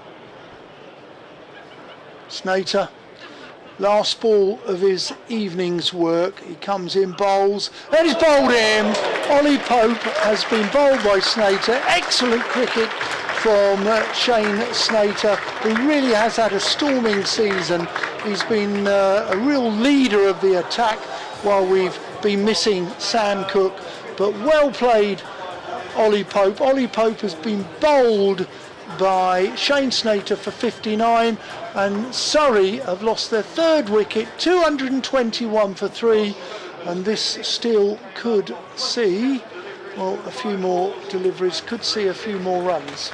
Well, it's been an outstanding innings that from the Surrey captain. Well bowled by Snater, just took some pace off it again. He was through it a bit early, was Ollie Pope, but that was 59 off 25 balls from the Surrey captain. And he's annoyed as he makes his way off, but fantastic innings. So the Surrey scores at the moment from the individual batters: Evans 40, Roy 65, Pope 59, Philippa 54. So contributions throughout. Tom Curran is the new batter, and it's going to be Actor to bowl the final over with Josh Philippa on strike. Surrey 221 for 3. Curran's got the highest strike rate in your he's side. played some lovely hands. 190. He's played some good hands so far, as Tom Curran. So Actor with the final over from the Sir Alistair Cook end. Coming into Josh Philippa, first ball, swung, leg side by Philippa. He's got all of this. That's away for 6. And that takes Surrey to their highest ever total against Essex in the T20, going past their 222 for 4 back in 2018, because they've now moved on to 227 for 3, and 6 off the first ball of the last over puts all the pressure on Actor, who's none for 50 of 3.1 now. Actor turns below us. Comes right arm over the wicket to Philippa. He's gone outside his leg stump. Actor goes up in the block hole, well bowled, and dropped away by Philippa down to backward point. And that will bring Tom Curran on to strike for the first time this evening. And Surrey move on to 228 for 3. Great skill, the old-fashioned Yorker. Well bowled, Zaman Akhtar. Yeah, the letter spotted these days, isn't it? So 228 for 3. Scoreboard's got stuck as Tom Curran's first ball is out. Slammed it off the back foot. Good catch by Simon Harmer. Got a fair amount of that. Tom Curran made a lovely noise off his bat, and that was travelling, but the bucket hands of Simon Harmer did the trick. And Tom Curran falls on his sword there. Gone first ball, 3 balls to go, and Surrey are 228 for 4. Dan Lawrence, formerly of this parish, 2 cap players, Essex cap players, are in the Surrey side tonight, along with Rhys Topley. Dan Lawrence was a most popular cricketer here at Chelmsford. Well, he's walking to the wicket, and I saw him, I was here quite early, and a few of your lads came up by train. Did they and really? A few of them drove. Dan drove, Yes. and I met him in the car park. I said, "A bit emotional for you today?" He said, "Yeah." Oh, lovely. Well, he loves Essex. He's still a man of Essex, even though he plays for Surrey. As in over the wicket actor to the right-handed Lawrence. His first ball, he's slamming it down towards long on. Critchley, I think, has got round to that from underneath the river stand. He has, but Lawrence will get back for 2. Good bit of fielding that. Apologies, Benkenstein it is down there. Couldn't see him under the stand. 230 for 4. Well, Dan Lawrence was capped for Surrey during the Hampshire game after his magnificent 218 in the first innings and his magnificent 101 in the second innings. And 94 not out on the T20 night on the Hampshire, Friday. Hampshire was sick of him. Actor, is it? Oh my lord, it is naughty, isn't it, from Dan Lawrence? It's nothing more than a flick of those wrists, and that has soared away for 6. Do you know where that's gone? Oh, Do you know where that's gone? They call it the mole hole. oh, do they? It's where the players' complimentary guest tickets They all sit in there, do they? Well, one of them's almost just been struck by that glorious whip by Dan Lawrence for 6. Still got those wrists of gold as Dan Lawrence. 236 for 4. It's the final ball of this Surrey innings. It's certainly been entertaining. As Actor is in over the wicket to Lawrence, and Lawrence, thick outside edge, flies away up and over the top of backward point. He was leaning back deliberately. It's down to the boundary rope, somewhat appropriately. The final ball of this Surrey innings goes for 4 because there's been a few of them, and that means that Surrey will finish 240 for 4, and it will mean Essex need 241 for victory. Well, thank you, Mark Church. We're going to stay on air, not disappear anywhere. We're going to stay on air to discuss a bit about England, but we're just going to recap, if it's all right. If I'm going to just introduce the game and say to you, you discuss, if it's possible, the Surrey batting. Righto. And then I'll come back with the bowling. Super. So let's just recommence. After England won the football match today, 2-1, we then all descended on Chelmsford because there was the important match between Surrey, who were visiting Essex, and in the blast, and it's a very clogged up division, but Essex won the toss, Simon Harmer, and invited Surrey to have a bat. Surrey would have probably batted, they would have bowled if they'd have won the toss, but Simon Harmer did, and then Essex attempted to restrict the Surrey batsmen. And Mark, how did it pan out? Well, I think it's fair to say Surrey enjoyed themselves, if I was going to sum it up with the bat. So 98 was put on for the first wicket between Laurie Evans and Jason Roy until Evans went, caught pepper bowled Critchley for 40 from 23 deliveries with 6 fours and 1 6. Then Jason Roy was caught behind off Critchley for 65 from 38 balls with 6 fours and 3 sixes. That was 116 for 2, but then Ollie Pope and Josh Philippa put on 115 for the third wicket until Pope, the captain, was out for 59 off just 26 balls with 10 fours and 1 6. Tom Curran fell in the last over. First ball caught by Simon Harmer off actor without scoring, but Dan Lawrence came out. He faced 3 balls, hit 1 4 1 6. He was not out 12, and Josh Philippa back-to-back 50s for him for Surrey. He finished 61 not out from 30 balls with 5 fours and 4 sixes, and that all added up to Surrey posting 240 for 4.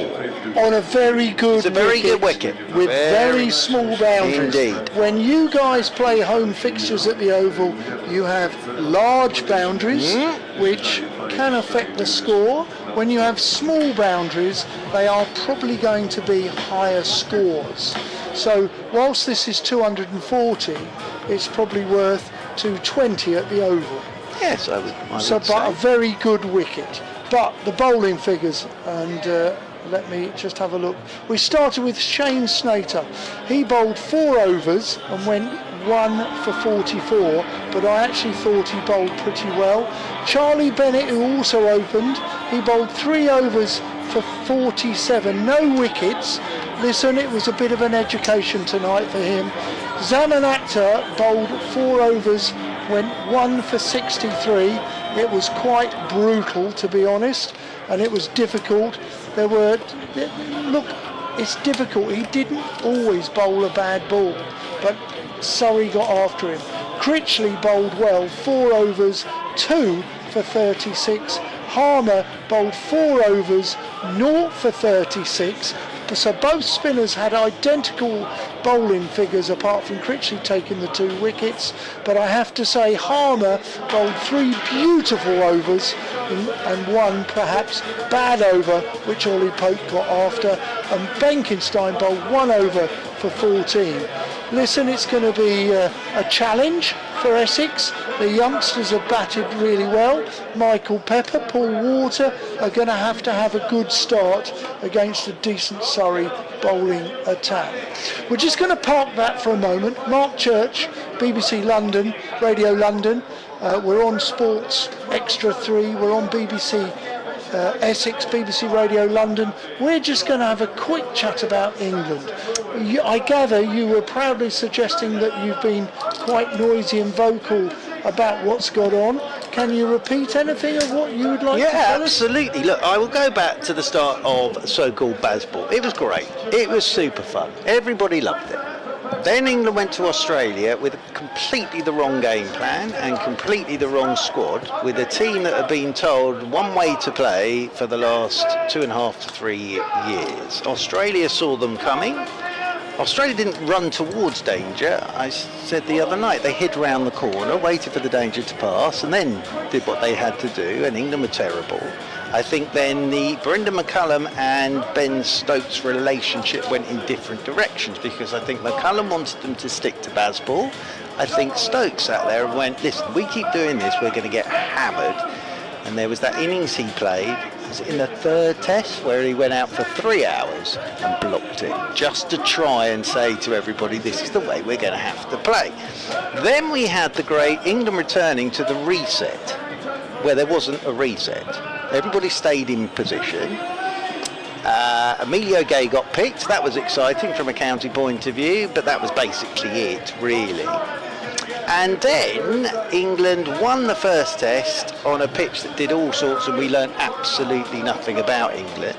And then it all started. And I think with the whole talk about curfews and Messrs Atkinson and Stokes being out after curfew, I think the way the ECB put their statement out, it made it sound as if they'd done something.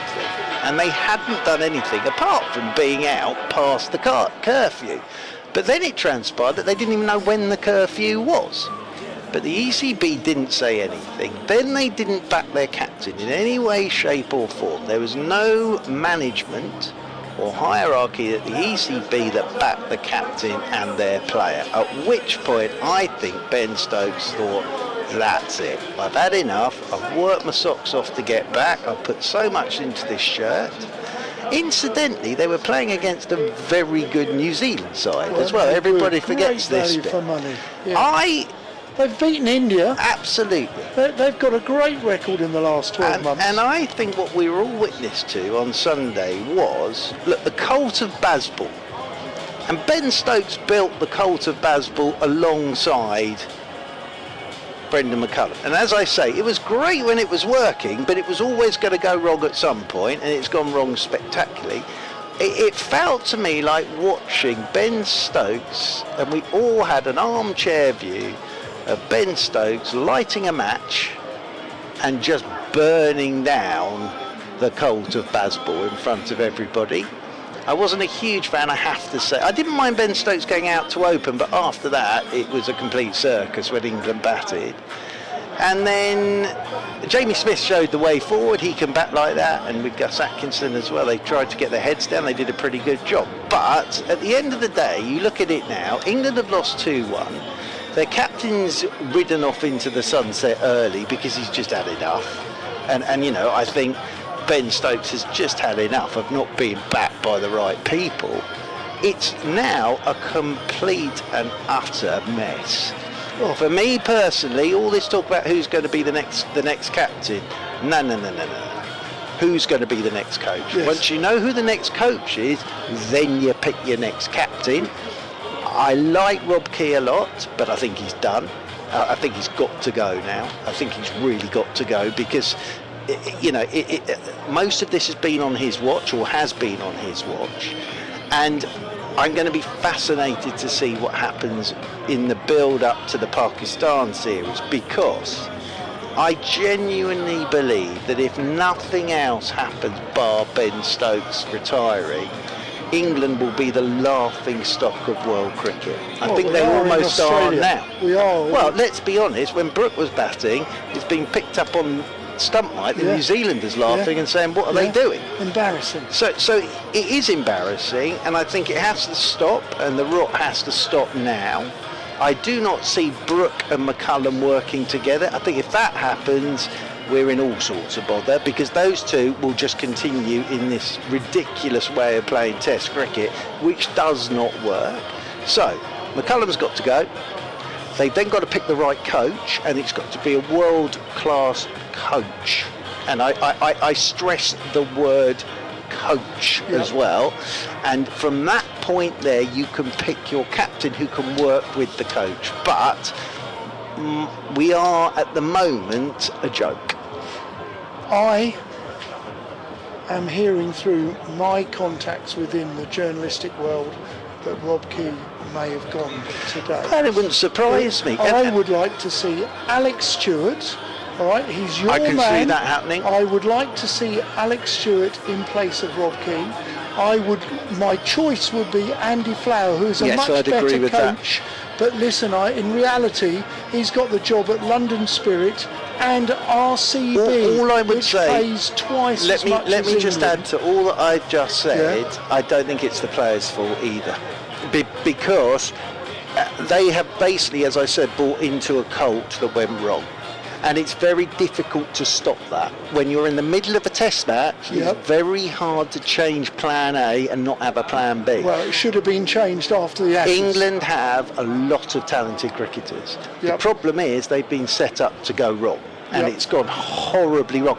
But let me get back to another point that I made. New Zealand are a very good side, and I thought there'd be a harder test than Australia in the Ashes. I think but then the same thing happened, and actually by the last test it wasn't even their first team, and England still managed to lose. So I think it's very sad, and I think that the laughing side of it is awful to see, and big decisions have to be made, and it now calls for very, very strong leadership from the top. Disciplined leadership. But but I'm saying someone somewhere's got to make these decisions, and that goes above McCullum, and that goes above Key.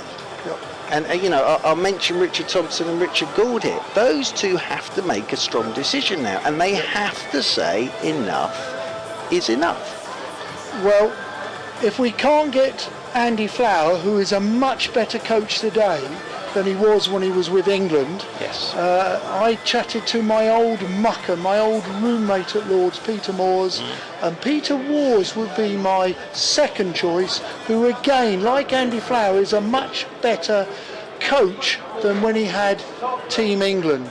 So here we are at Chelmsford. 241 is the target for Essex. We're back on Essex versus Surrey, and we're about to start. The umpires are ready. Treadwell has got the bowling end, and from the Graham Gooch end it's going to be Rhys Topley, the left arm seamer swing bowler, who's from previously this parish, and he's bowling to his old bowling mate Paul Walter.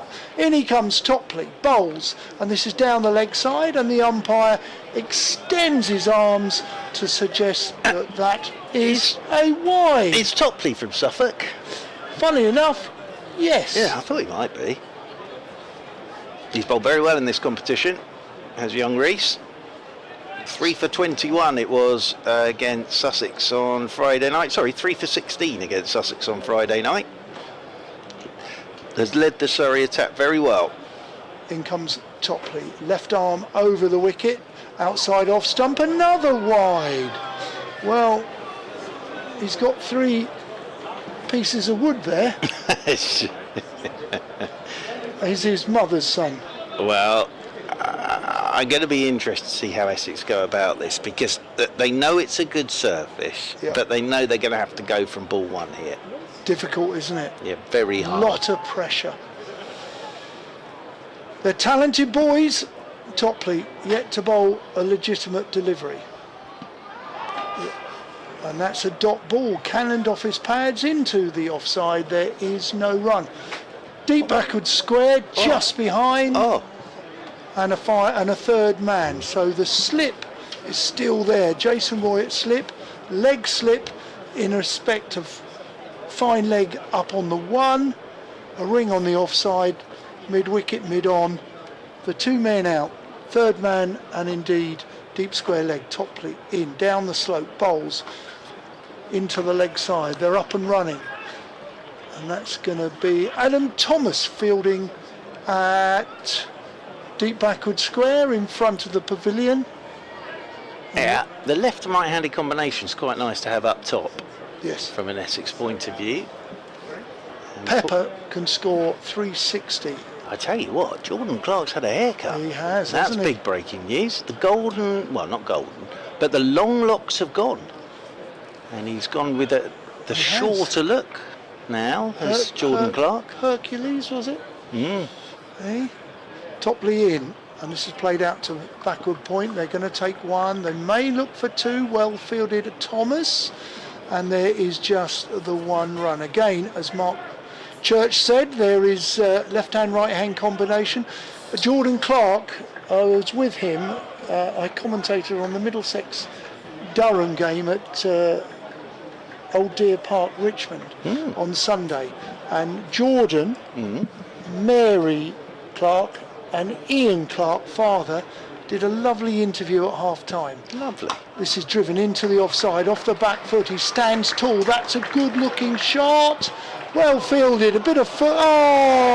Chris Jordan. Footwork there. Own goal. That would have. Listen, that was a good bit of footwork, but it was just too heavier first touch, which ended up bouncing off the rope. The first boundary for Essex is to Paul Walter. He moves to 5. Pepper on 1. Score 8 without loss. That was brilliant from Chris Jordan, but as I say, it ended up being an own goal because he got a big foot to it.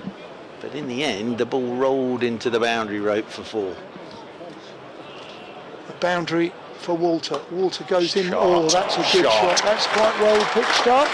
And he just closed the face, played it through the leg side and pierced a gap between mid-on and it's very straight mid-wicket. It's gone for 4 to the big boundary at the Ambassador Cruise Line ground here in Chelmsford. So that's 2 good boundaries for Paul Walter. He moves to 9, score 12 without loss. Walter, bat aloft, Topley in. This is clipped No, it's not clipped because it's cannoned off his thigh pad, and that concludes the end of the first over. Healthy first over for Essex with a score on 12 without loss and a target of 241 in the remaining, well, he's got 19 overs. Well, they're ahead of Surrey. Surrey 9 off their first over. That shot from Walter that went for 4 off top plea. It was just a good length ball on off stump, and he has just waited for it and then thrown the bottom hand into it.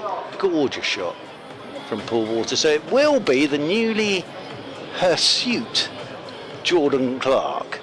So he's gone with the youth, with the sort of shaved sides here as Jordan Clark. So Jordan Clark with the second over from the Sir Alistair Cook end of the ground. His 2 outside the circle are a long leg and a deep backward square. He's coming in over the wicket to Michael Pepper, and he's down the leg side first up, and wide will be the signal. And that'll be 1 more to the total. And Essex here on Sports Extra 3, the Essex live stream, BBC Sport website and app.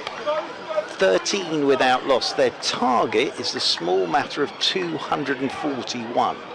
So it's a big old target, but it's a tremendous pitch to bat on this.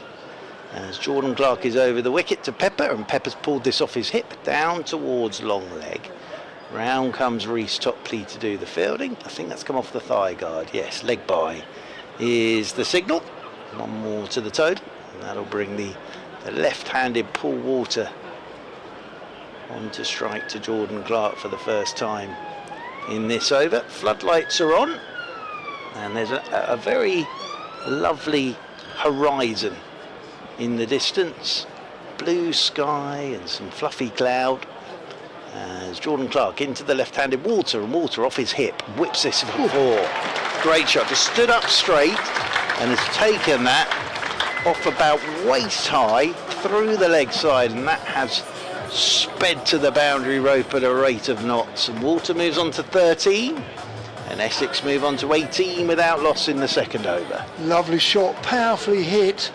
I couldn't tell the line, maybe it was a little bit too straight, but it was an amazing shot. Waits again as Clark's into him, length delivery drilled, 1 bounce up to Chris Jordan at mid-off, and there is no run. It's a pretty frenetic start to proceedings. Now Adam Thomas is being brought up to the edge of the circle from Dan sweeping Lawrence on that cover point out, boundary rope. Yep, and Dan Lawrence is being deposited out at deep mid wicket for Paul Walter.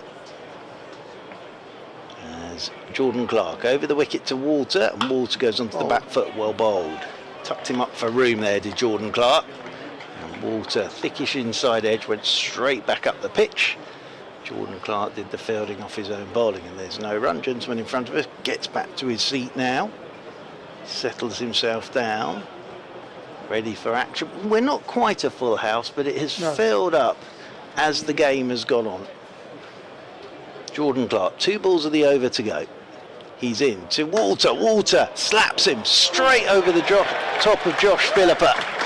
On the edge of the circle at mid-on. Knew as long as he got enough bat on it, knows this ground so well, and did just about get enough bat on it to take it over the top of Philipper. He lost the bottom hand on the handle there, did Paul Walter, but it's away for 4. Walter's on to 17. Essex moving on to 22 without loss. Final ball of the second over. Jordan Clark bustles in, over the wicket he comes, and that'll be 4 more. That has been hammered. Bat past Jordan Clark, who did his best to try and get something on it, but this is a quick start from Essex, and Surrey at the end of 2 overs were 26 without loss. Essex at the end of 2 overs, would you believe it, are 26 without loss. Right, well, Essex will certainly be happy to receive any freebies, i.e. wides and no balls. And Surrey have given the home county 3 already. And well, Reece Topley's going to continue from the Graham Gooch end. Fine leg and third man are up. Topley left arm over the wicket. In he comes, and he's bowled him. and Michael Pepper has got an inside edge on to the tall Surrey left armour, and Essex have lost their first wicket 26 for 1 with Michael Pepper bowled by Topley for 1. Yeah, good bit of bowling from Reece Topley, just going across Pepper, bounced on him, thick inside edge, straight back onto the top of his off stump. So Surrey have an early wicket, just makes life that bit harder for Essex. Pepper, who can really do damage, goes for 1.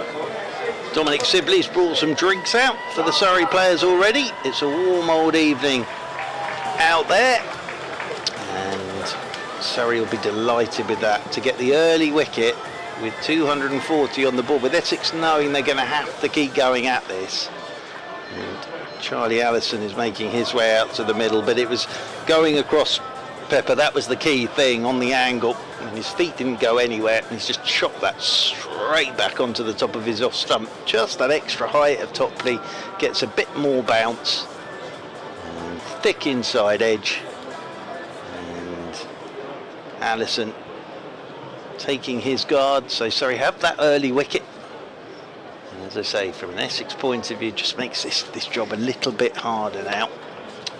Both boys, Topley and indeed Allison, went to the Royal Hospital School just in Suffolk. That was in Suffolk as well.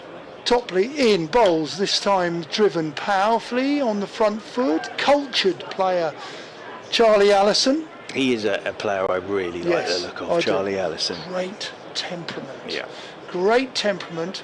They've got a lot of good youngsters. I mean, Charlie Allison is a cultured player, plays proper, correct shots. But as I say, one of his great assets is his temperament. Roy in at slip, Clark in at fly slip, Topley in. That's a play and a miss through to the keeper. Good delivery from Topley. Bit of pace, bit of bounce there against his fellow Royal Hospital School pupil. That's the key thing. He's a tall lad, tall for his height. Is Reece Topley. He's just getting a bit of extra bounce. That's what did for Pepper, and he's not doing anything with it. He's going just across the right hander, but he's just getting a bit of extra bounce. Topley coming down the slope, bat aloft from Allison, played into the leg side, tucked up, and he's able to get back and across, clip it into the leg side for an easy single. Good cricket from Charlie Allison. Yeah, saw him get 100 in the Championship I remember last summer. First 100. Down in South London, and he just played really well.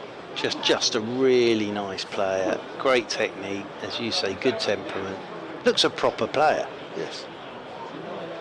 He's got time, good work ethos, and a lovely chap with it. Walter, the left-hander. Slower ball, that's gone for 4, it's full, it's ended up being a full toss, and Paul Walter at the moment is able to beautifully manipulate the ball into the spaces, and he collects, I think it's his 5th boundary. Yeah, looking for the Yorker there, and it turned out to be a knee-high full toss. So with fine leg on the edge of the circle, Walter knew he just had to get bat on it and get it either side of Jordan Clark. Will annoy Surrey bowler. Walter again, he's faced, this time it's pulled. A little bit quicker from Topley, banged it in, and he wasn't able to force it or hook it or pull it, and it didn't go anywhere, and Topley did the fielding, and there is no run. 31 for 1, we've had 3 overs, so the run rate is pretty healthy.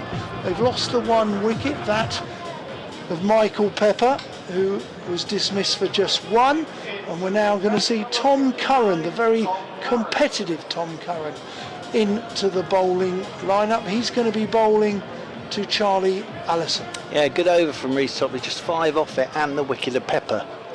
So in amongst all of this tonight, that's a very good over from Reece Topley. So 4th over, Tom Curran from the Sir Alistair Cook end. And he is bowling to the right-handed Charlie Allison. Right arm over he goes. Allison chips this just over short mid-wicket. He was through it very early. He'll get 2 here. Tom Lawes hung in the air, but it was always going over him. Chris Jordan gets round to do the fielding. So Allison moves on to 3. And Essex move on to 33 for 1 in the 4th. One of your great fielders of this group of cricketers isn't here, hasn't been around because he's been injured. Jamie Overton. Have you missed Jamie Overton? Yeah, definitely. I think anybody would miss Jamie Overton. As in over the wicket comes Tom Curran, and this is swung off the front foot by Allison out towards deep backward square. And they will pick up the single. The sad thing is he was having a terrific IPL for the Chennai Super Kings as well. And I did get a surprise when I wasn't really keeping an eye on the IPL, but I knew he was going well. And then I was walking around before Surrey's first game in the Vitality T20 Plus, bumped straight into Jamie Overton. I said, "What are you doing here?" And he said, "Oh, I've injured myself." So real shame actually. But any side in the world for T20 would miss Jamie Overton. Here goes Walter, swings it leg side for 6. And that's over the top of Laurie Evans. And Paul Walter, short boundary, has just picked it up. Again, probably around about middle stump, I would say. And just it's the length, and bang, over the top of Laurie Evans at deep backward square. And Walter, 31 of the 40 so far for Essex. Walter waits once again, left-handed of course, as Tom Curran's in turn. Walter's gone again, up and over the top of Josh Philippa at mid-on, and down to the long-on boundary rope for 4. And as we were saying during the Surrey innings, there is no margin for error for the bowlers tonight, because this pitch is a batting paradise. And Walter again sees the length and just slams it straight over Josh Philippa, and away for 4 more. Walter 35 out of 44 now. In comes Tom Curran to him once again. He's gone again, up and over the top of extra cover, and away for 4. And of course we're in the power play, so only the 2 allowed outside the fielding circle.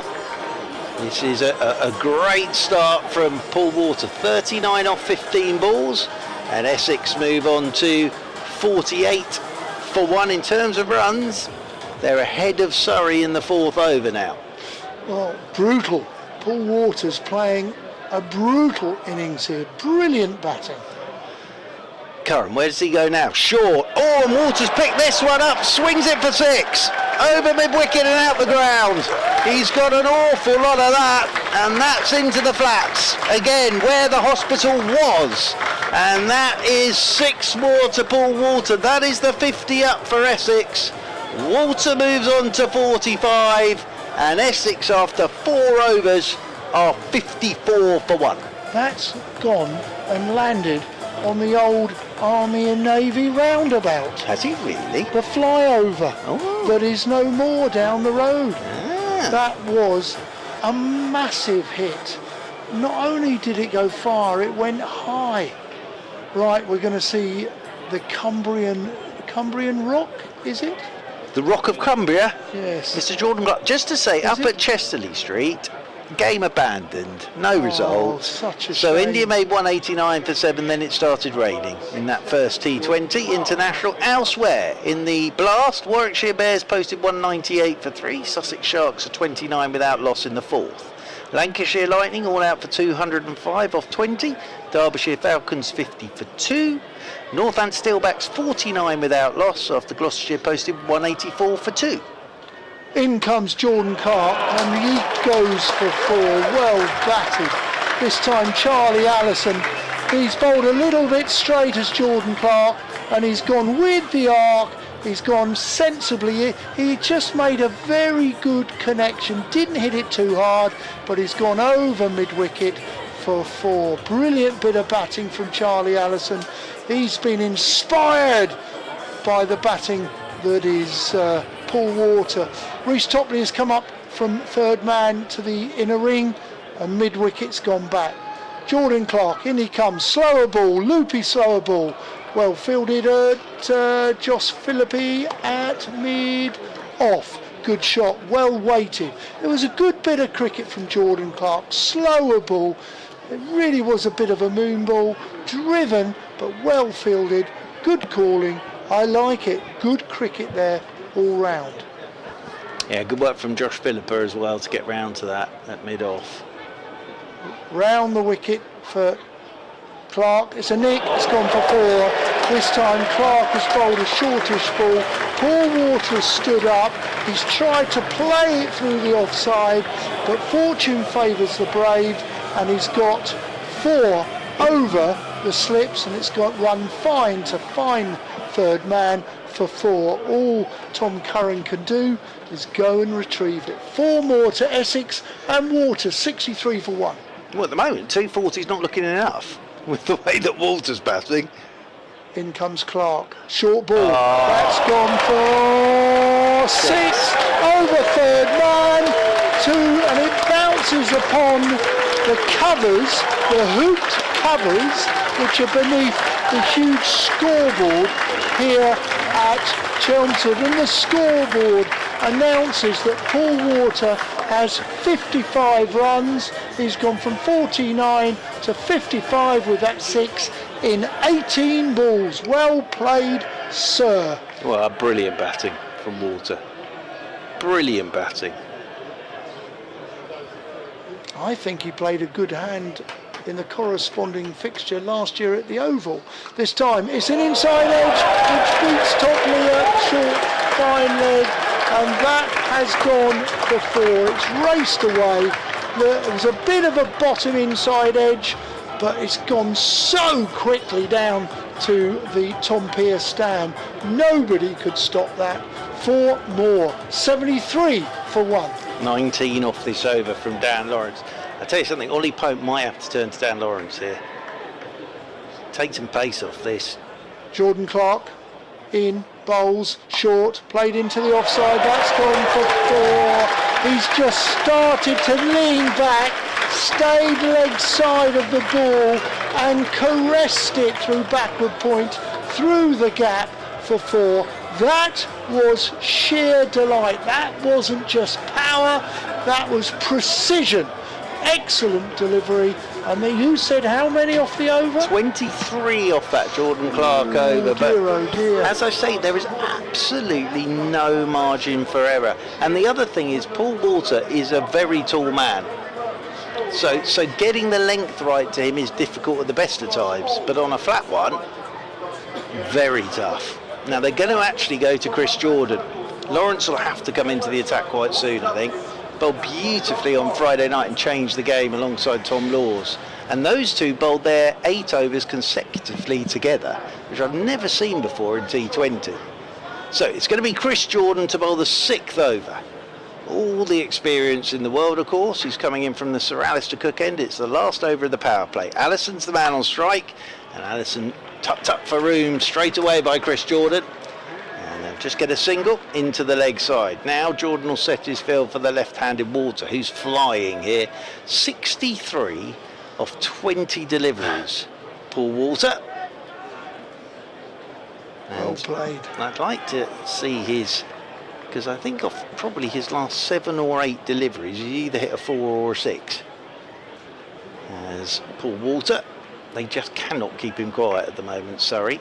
So 2 out, our sweeper on the cover rope and a deep backward square. Water settles himself down over his bat on 63. Chris Jordan comes right arm over the wicket to Water, and Water picks him up off a length, slots him high for 6 over a wide long on. Again, it's a lovely shot from Paul Water, who knows this ground like the back of his hand, and he knows it's short out there, the boundary. So he hasn't got all of that, but he's got enough of it. And away for 6 it goes, and Water's on to 69 from 21 deliveries. A gentleman in a Harry Kane replica shirt for some reason starts high-fiving his mate because they were nowhere near that. Maybe his mate went and got the ball. And you get a high five for that these days if you manage to find the ball and retrieve it. Do you? Yeah, some people possibly need to get out a little bit more, as he'll come around the wicket now, will Chris Jordan, to change the angle of attack to Paul Water. He's in now. Water up and over the top of extra cover. This will be 1 bounce for 4. So he is taking full toll here of the fielding restrictions. Is Paul Water. And he's on to 73 from 22, 88 for 1, and at the moment Surrey can't bowl to Paul Walter. Stunning hitting at the moment, and we're in the twilight zone. Chris Jordan, with all his years of experience, well, what can he do? Comes around the wicket to Walter once again. Yorker dug out powerfully by Walter, but straight up to Chris Jordan's right, and there is Jordan Clark to do the fielding, and it's a dot ball. Those have been few and far between so far, so that's a little triumph for Chris Jordan. And whoever's doing the sound effects tonight has pressed the button for the trumpeter there after the dot delivery. I would say 4/5 full tonight.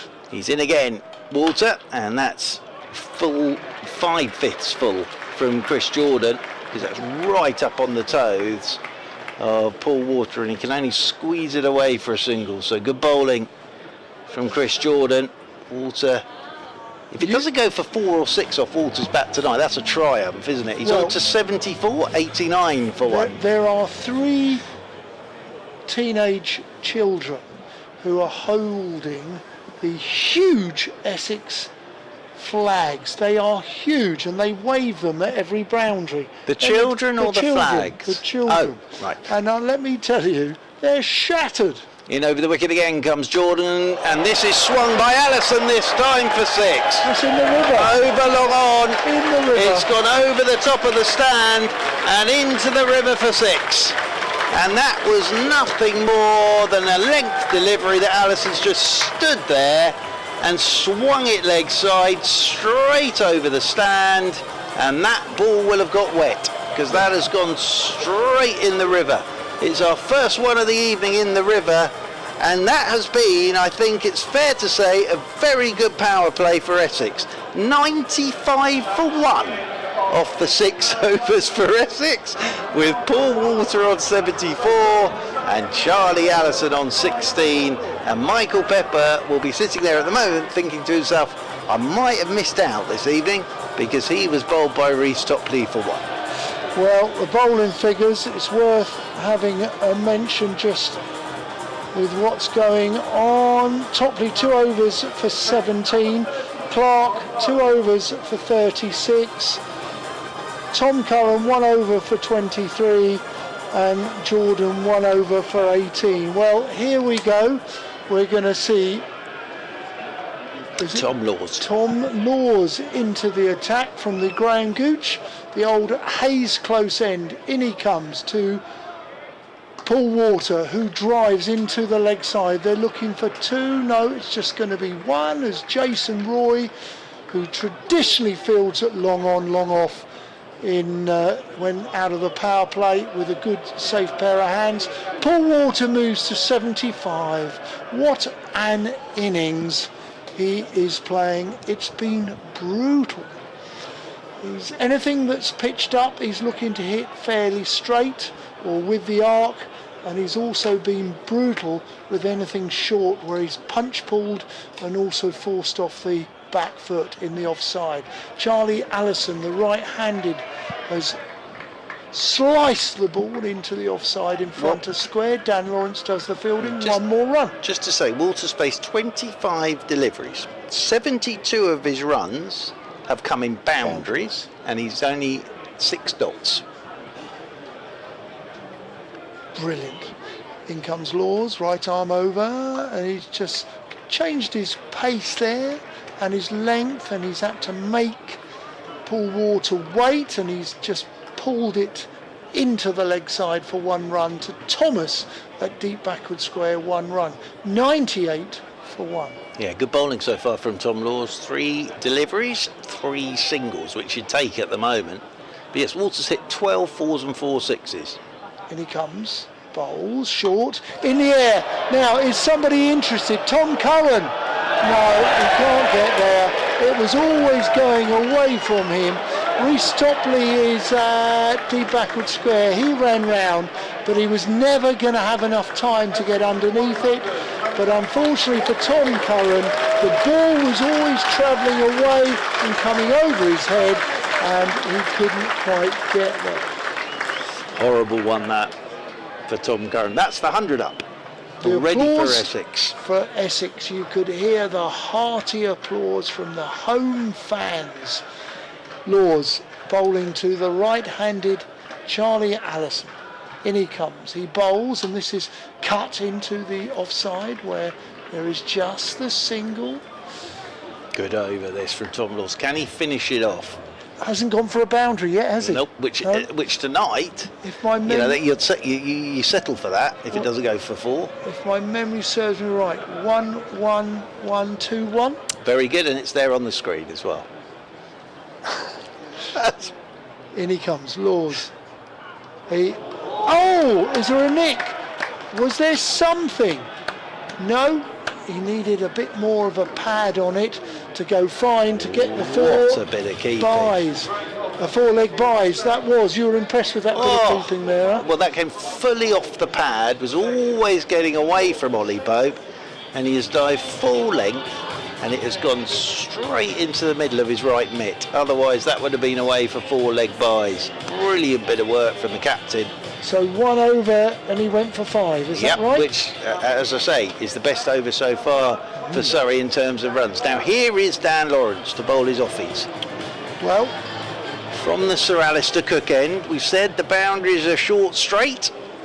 He does have a lefty as well, but he's not on strike. Charlie Allison will be the man on strike. He's got 5 outside that fielding circle. He's coming around the wicket to Allison, and Allison's forward to the first one, which was flat, unsurprisingly, and pushed down the ground for a single.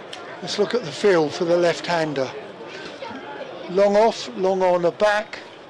Yeah, it's a pretty orthodox field, really, what you'd expect. I think he'll try and make him play into the larger offside.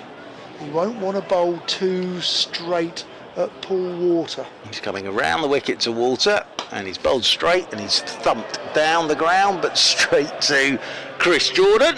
That was brave from Dan Lawrence. And it's just a single down there towards long on. Walter moves on to 77. Back onto strike comes Charlie Allison. Around the wicket goes Lawrence to Allison. Allison, slog sweeps, top edge, should go here, will go here. Caught at short third. Good bowling from Dan Lawrence. Tom Curran gets round to take the catch. And Allison goes for 21, almost identical to the Laurie Evans dismissal. And looking for the slog sweep, top edge, and Tom Curran, good safe catch coming round from short third. Allison goes for 21. Lawrence does the trick, and it's 103 for 2 Essex in the 8th over. Well, a goodish knock there, 21 in 14 balls. A good applause for a very talented young man. Couldn't quite do it tonight, but he tried for his beloved Essex, and Essex have got a great start here with the impressive brutal hitting of Paul Water, 77 not out. And now he's joined by another impressive youngster who has slightly more shots than perhaps Charlie Allison. It's Luke Benkenstein, who does play all around the wicket. He's prepared to move around the crease. He's a very aggressive performer. Well, he's to be facing a former Essex player in Dan Lawrence. Yep, from that small village of Durban, somewhere near Tiptree, Benkenstein. And he's driving at his first ball, and it was very full of length, and it goes past his outside edge and just hits Ollie Pope. And there is no run. Right-handed, Benkenstein, son of course. As around the wicket goes Lawrence, quicker ball, and Benkenstein just turns this one out towards deep mid-wicket, and they will pick up the single. His dad, Dale, was a fantastic batter. I knew the Benkenstein family because a lot of them spent time in Zimbabwe. Ah, there you are, where you were coaching, of course. That's right. As around the wicket comes Dan Lawrence to Paul Water, and Walter turns this one out towards deep mid-wicket. Very good over from Lawrence, and this is what Laws and Lawrence did against Sussex. They combined, and as I say, I've never seen it before. They bowled 8 overs together. So they bowled their 4 overs each together, straight through. and cut everything down. Now, it won't be the same tonight because Ollie Pope's turned back to Reece Topley, but 8 gone, and the target being 241 for Essex here on Sports Extra 3, and Essex 105 for 2. Law's just bowled a very fine over. Yeah, but he's gone back to Reece Topley. This might be to try and knock Benkenstein over, I suppose. Well, he's going to be bowling at the brutal Paul Water, 78 in 29. Has the ball lost its hardness? Topley is in. It's in the air. And he's been caught. Well, what do I know? Sorry to Tom Laws. Reece Topley's got the man out. Paul Water. Topley is happy. Paul Water has been caught in the cover by...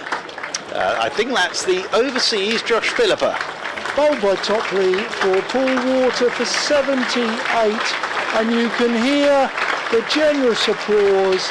People have been entertained there with his 30 ball knock, 78 runs. He should be very proud, and he takes his bat aloft to salute the crowd. Played very nicely indeed. 105 for 3, Critchley to the wicket. Yeah, fabulous innings, but what a good change of bowling that is from Ollie Pope, because Walters tried to work that leg side, got a leading edge, and it just ballooned into the air. Very simple catch, really. And, well, sorry, I'll be over the moon with that. Philip, a very simple catch. Do you remember the film Gladiator? If I was Walter, I'd have dropped the bat and said, "Are you not entertained?" Much like Russell Crowe. Topley into Critchley, played on the front foot, good delivery, which is driven through the gap to Dan Lawrence, who is fielding at deep extra cover. Sorry, have a chance to squeeze this now. Yep. Great over from Laws, great over from Lawrence. So it looks like Surrey are trying for 3 good overs to join up those dots, yeah? Absolutely, and you know, the 2 wickets as well has changed everything. Topley in. Benkenstein looks for a single into the offside. Well fielded, Josh Philippi, was it? It was indeed an extra cover, and the problem here for Critchley and Benkenstein is every dot ball just ramps the pressure up, because it's still, from here, starting your innings, you've got to go at 11s. They know they've still got a lot of runs to get, 135 to be precise. Benkenstein faces Topley. It's in the air. It's going to go over, long off. It's going to run away for 4. Calculated, good shot. Not too much risk in that. Benkenstein saw the pitched up delivery. Probably wasn't a bad delivery, but he was able to go in to out over the infield, and it sailed away for 4. Good shot from Luke Benkenstein. Yeah, didn't get all of it and kept Jason Roy interested, but away for his first boundary of the evening. Good shot from the young man. Bat aloft, Topley's in, left arm over. Played with an open face bat. He might look for 2. It's Jordan Clark who picks up the ball. It's quite a difficult area down beneath the Tom Pearce stand. We can see a lot of divots, a lot of dryness. It resembles in patches like a football penalty area or the goal mouth down here. Ah, yes. So listen, well done to Jordan Clark, but 2 runs to Benkenstein, calculated with an open face bat down to third man, 112 for 3. It looks a bit like when you see sort of the chalk designs of big horses on the hill, doesn't it, down there to our right? As this is also played down off the back foot this time, not the front foot. That same man, Jordan Clark, collects the ball, 1 easy run, and that is the end of the over, 113 for 3. We've had the run rate is still 11.6, but you're saying we've had 9, so we have 11 left, and it's going to be Mark Church from BBC Radio London, Don Topley here from BBC Essex, and we're also on the live broadcast courtesy of Essex County Cricket Club and indeed Sports Extra 3, and a very good evening. Dan Lawrence to continue. From the Sir Alistair Cook end to bowl the 10th over, slog sweep from Benkenstein. Hasn't got all of this, but it's got enough of it, and it beats Adam Thomas. And that again shows what a good pitch this is, and how short the boundaries are, because he really didn't get a lot of that. And it's just sped across the outfield, and away to the boundary rope for 4. Thomas did his level best to get to that, but it just beat him over the rope with the dive. Here is Lawrence. Benkenstein's down the pitch, thick outer edge, he'll go here. Philippa is underneath it at short extra cover, and Benkenstein goes for 12, and Lawrence is at it again. 2 for 8 now for Dan Lawrence. It goes very quiet here at Chelmsford. Benkenstein gone for 12, and Essex 117 for 4. Yeah, well bowled. Bad news for Essex. They certainly have squeezed a little bit. You're doing a cracking job putting the scores up per over, but I would suggest Essex have just struggled since Surrey have squeezed.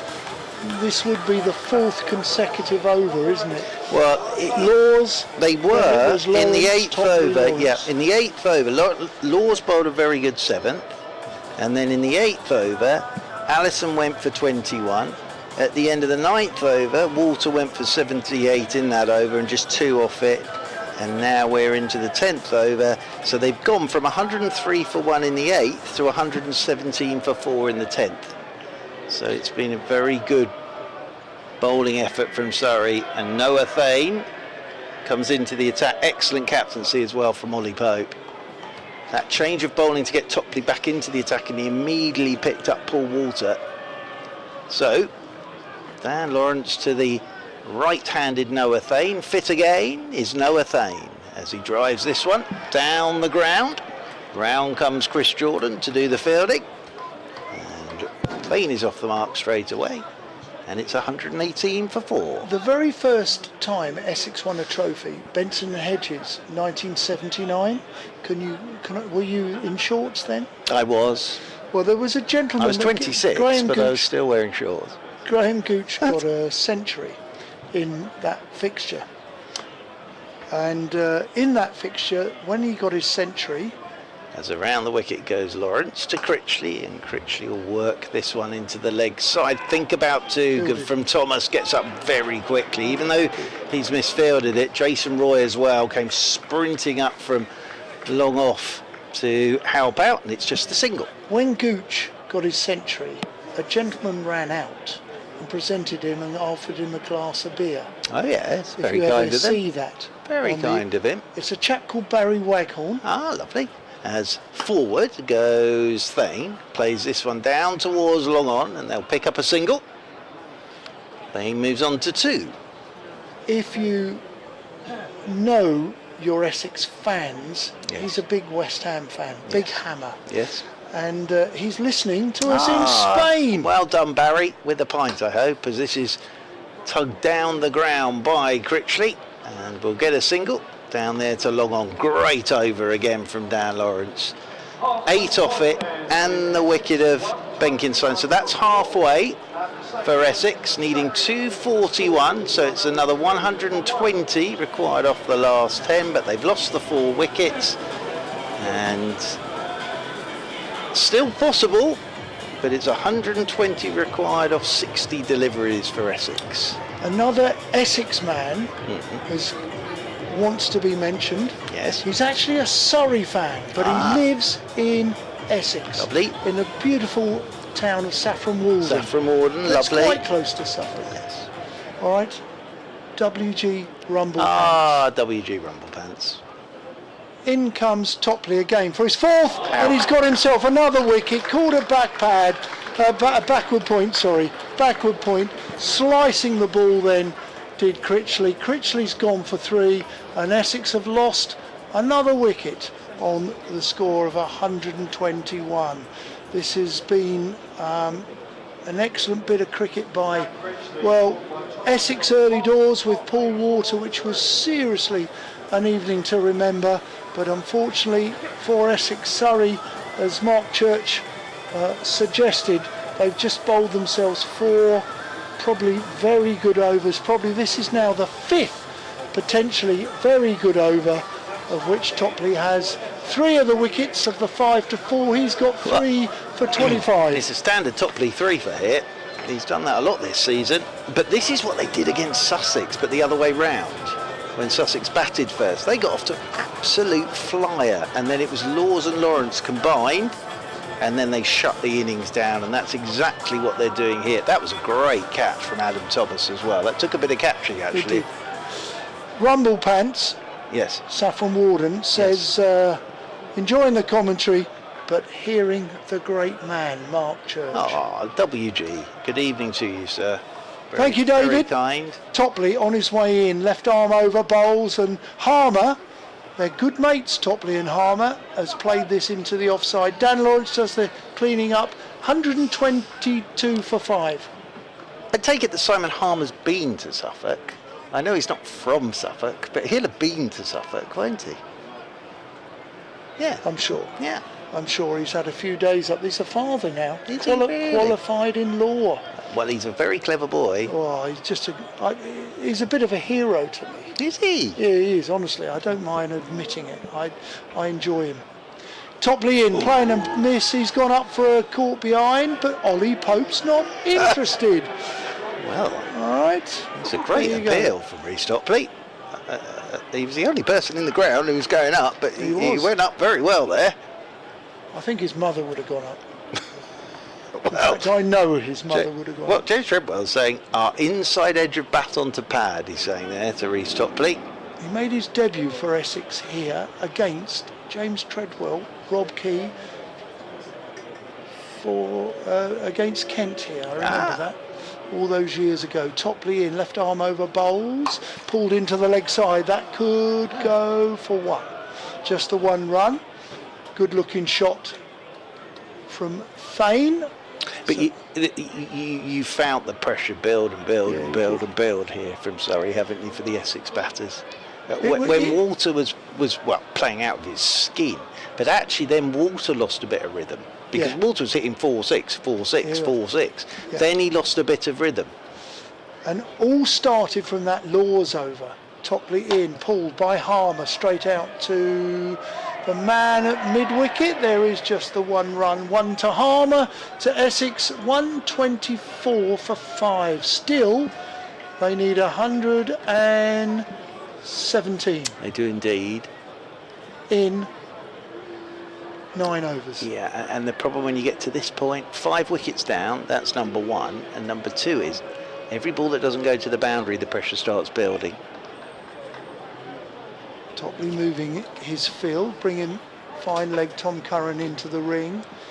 I think there is a 3rd man back, but long on is back now. Topley in, bouncer, no nick, playing a miss against Noah Thane, through to the keeper Ollie Pope, end of the over, and that is the end of Topley's spell. 4 overs, no maidens. 3 for 28. Thank you, Mark Church. Yeah, and he took 3 for 16 on Friday night. And 3 for, off the top of my head, against Lancashire in the opening game. So he's taken a few he's bowled beautifully actually in the T20 this summer. As Rhys Topley. He's taken 16 wickets now. 16, yeah. 16 wickets in the comp. So very good stuff from Rhys Topley. So, Surrey's leading wicket taker. Yes, indeed. Topley. Essex's leading wicket taker, Bennett. Yes. Herald from the same small village in Suffolk, outside Hadley, called Polstead Heath in Suffolk. Yeah, that'll be in Suffolk. As in comes Tom Curran then to start the 12th over with a slower ball first up, and Harmer drives at that bottom edge, and he'll just get a single there to Rhys Topley. And Harmer moves on to 3. Thane comes on to strike on 3. 125 for 5. Have you ever been to Suffolk? I was there this morning. This very morning. Yes. They were 103 for 1 in the 8th, Essex. As here is Tom Curran. This is tucked away by Noah Thane. Out towards deep mid-wicket. They're thinking about two, but Thomas gets up very quickly, gets the throw away. And they'll stick to one. Harmer comes back on to strike on 3. Elsewhere, other scores. Sussex Sharks 98 for 3 in the 11th over, chasing 199 to beat the Warwickshire Bears. Tom Curran coming in over the wicket to Simon Harmer. Harmer drives. We'll just get a single again out to the sweeper on the cover point boundary rope. That's Philippa out there. And the throw comes in one bounce into the gloves of Ollie Pope. Derbyshire Falcons 129 for 5 in the 12th, needing 206 to beat Lancashire Lightning. And Northampton Steelbacks flying 124 for 1. Chris Lynn again? No, not Lynn tonight. Vasconcelos 56, McSweeney 57, and Willie 27. And they need 185. Now, to say Thane's got hold of this would be an understatement. He has launched that over long off. That could be in the river, I think. That is in the river. And that has been middled by Noah. Oh, it's come back, the ball. The river actually goes away towards town. That is the dual carriageway, the parkway. Oh, it didn't go on the dual carriageway, thank goodness. But the ball's come back. Thane's on to 10. Tom Curran. Over the wicket he comes to Noah Thane. Shorter ball. Thane just bumps this with the bottom hand down the ground off the back foot to long on. There is Jason Roy to do the fielding. Thane will move on to 11.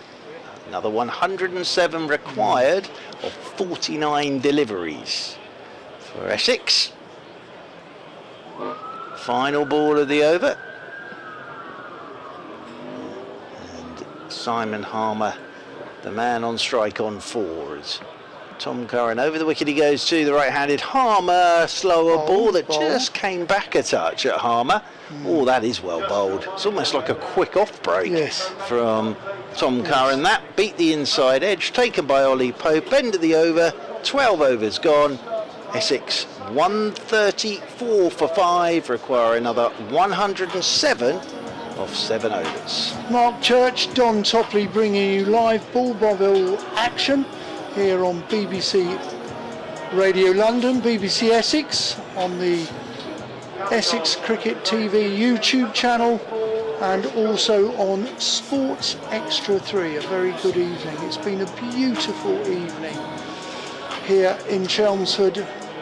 We've been royally entertained, but what can Essex do now? Thane, the young man, is the all-rounder, is facing the experienced all-rounder Chris Jordan. He goes over the infield, it runs away for 1, they come back for 2, and Thane gets back. They look for perhaps an overthrow but turn it down. Yeah, good from Laws, got round quickly, got the throw away quickly. It was a little errant, the throw, which pulled Ollie Pope round. Didn't take it cleanly. They were thinking about an overthrow, but there wasn't one there. Jordan looking at the ball, turning, recovered from his ankle operation, bowls. This has gone over third man, it's going to run away for 4. Jordan Clark can't get there, the deep square third man can't either. Simply retrieve the ball, 4 more to Thane. He moves to 17 in 10. Harmer has got 4 in 5. Well, not exactly where he intended, but he swung very, very hard at that, did Noah Thane. Big outside edge, looped over the top of Jordan Clark at short third. Still very much a young man. Lots of raw potential. Noah Thane, Jordan in, length ball, slightly bouncing through, good delivery from the Surrey all-rounder. Thane plays and misses, does carry nicely to the keeper Pope. At what age are you still not a young man? on top. There's a Do question you know for what? you. That's a really good question, because journalists always love we journalists all often say young man, and then suddenly next season you're not. No. And I would tend to say 22, 23. Right. Unfortunately, I was never a young man as Jordan. Very fit man, Jordan. This is driven up to Topley, who doesn't shy. Thane calls his partner Harmer through. Thane runs to the danger end, but he was pretty athletic there, was Noah Thane. He gets through. Essex moved to 141 for 5. All I know is we're all born at a very early age, as was Noah Thane. But yeah, he's got a bit about him, Noah Thane. He's a combative cricketer, isn't he? He's quite a funny man. Seriously, he's quite comical. As Chris Jordan, on his way down the slope from the Graham Gooch end, bowls. This is Harmer. Harmer smashes it into the offside. It's running away. Topley's running after it. He slides longest part of the boundary, and the two of them do a little bit of a duo bit of fielding, and I think is that Dan Lawrence? No, that was Tom Laws with him. Tom They did Laws very with him. well as a combination there, didn't they? Good chase from Topley, and then knocked it back, and Laws was right next to him to get the throw in. Saved a single there. Oh, Surrey's run rate. You talked about three of the teams being equal second. Kent have played one more game already, but Surrey do have a most beneficial run rate. This time Jordan bowls short of a length, which Thane throws the bat up, times it nicely. He hits it quite straight off the back foot, and there is one run. Not a bad over at all from Chris Jordan then. No, that was 11 off that over, which at the moment is okay. I think any over without boundaries in, or just the one boundary, is okay from a Surrey perspective, because it's now 96 required off 7 overs. Thane and Harmer get together for a chat about how they're going to go about this. Of course, it always helps having the captain out there. And Dan Lawrence coming back into the attack. He's got 2 overs left. Duckworth Lewis par, to let you know, is 167. As around the wicket then goes Dan Lawrence. First ball is swept away by Thane out towards Tom Laws at deep backward square. They'll get the single. That will move Thane on to 20, bring Harmer on to strike on 7. 146 for 5. Just a reminder, target's 241. And we're in the 14th over of this Essex run chase. Nigel Jones has been in contact. Hello, Lots of Nigel. people from Norfolk. In around the wicket goes Lawrence. This is cut by Harmer out towards Laurie Evans in his red boots, and it'll just be the single. Harmer moves on to 8, 147 for 5. Nigel Jones from Norfolk is currently sat in a hot tub, Or a hot and top. he wishes good evening to I thought us he was gonna both and enjoying the commentary. I think it's Nigel wished that we were both with him, as this one's clipped down the ground towards Jason Roy. Well, I suppose in a way he has got us in the hot tub with him, if he's listening in. Good evening to you, Nigel, in your hot tub. 148 for 5. On to strike comes Harmer on 8. Good over so far from Lawrence, just 3 off it, 3 singles. Saw Harmer coming down the pitch, just fired it into the pitch halfway down. Pulled away by Harmer. They'll get... Oh, it's good work from Jason Roy. They'll get 3. We lost Jason Roy under... Bless me, the river stand there. It's all happening. But it was a brilliant chase and knock back. I think that's Adam Thomas. Knocks it back and then... Ooh, I'm not sure actually. I think maybe Thomas got a foot on the rope there as he did that. But it's just 3 as Lawrence around the wicket to Thane. Thick inside edge as he's looked to go over the top. They'll come back for 2 again. Round comes Jason Roy to do the fielding. 2 more to Thane. Not where he intended, but he picks up another couple. He's on to 23. 153 for 5, so it's 88 required off 37 deliveries by Essex. They're hanging in there at the moment, Essex. Dan Lawrence with the final ball of his over, 8 off it. He's in, and Thane right up on his toes, whips it down the ground to Jason Roy. Good bowling again from Dan Lawrence, just the single. End of the over. So that means we have got 6 overs left here on Sports Extra 3, the Essex live stream, BBC Essex, BBC London, and on the BBC Sport website to that. And Essex off those 6 overs require 87 more for victory. Thanks, Mark Church. The lights are taking full effect now, and we can even see in this dry summer here at Chelmsford, we can see that the drainage, the little channels which they dug out some years ago, they're devoid of grass now, and it's very dry here at Chelmsford. And we're going to see Laws 1 over, which he started the miserly play from Surrey in the field.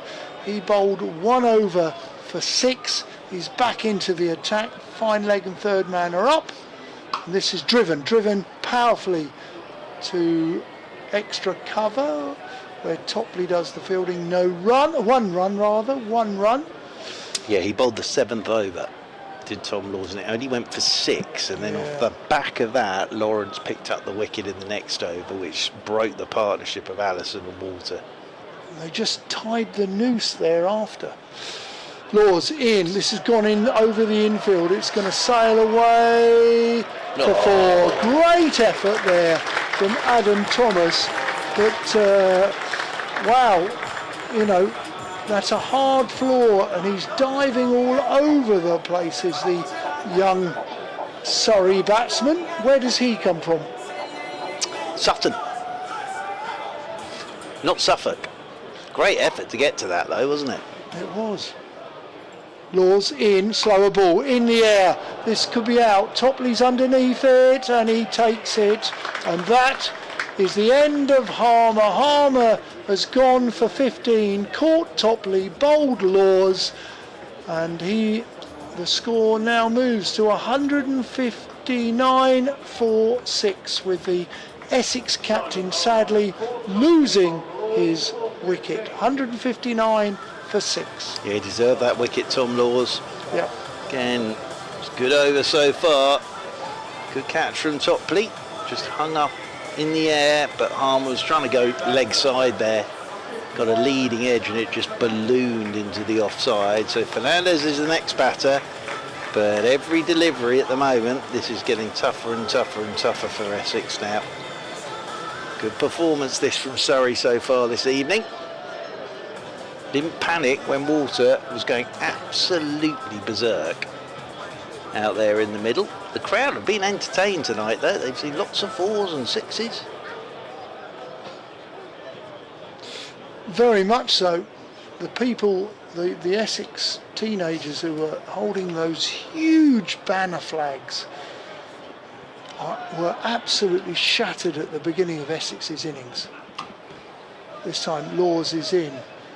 Fernandez, who heralds from Suffolk, has cut the ball into the offside, and there is just the 1 run. 160 for 6. It's not a very Suffolk name though, Fernandez, is it? It isn't. No. If you're listening, good evening, Mr. Fernandez. Is he listening in tonight in Suffolk? I reckon he Excellent. will be. Good evening, Mr. Fernandez.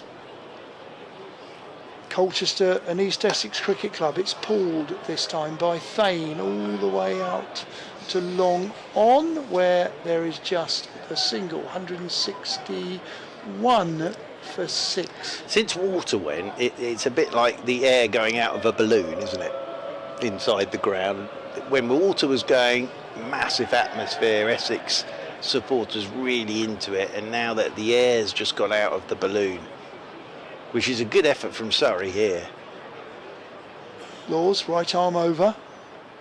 Fernandez pulls it, goes out to, is that Josh Philippi out there? It is indeed. For 1 run at deep mid wicket, who got a nice easy bounce, end of the over, and Essex have moved to 162 for 6, and remember the target is a mammoth 241, and we simply have 30 balls hopefully 30 legal balls remaining.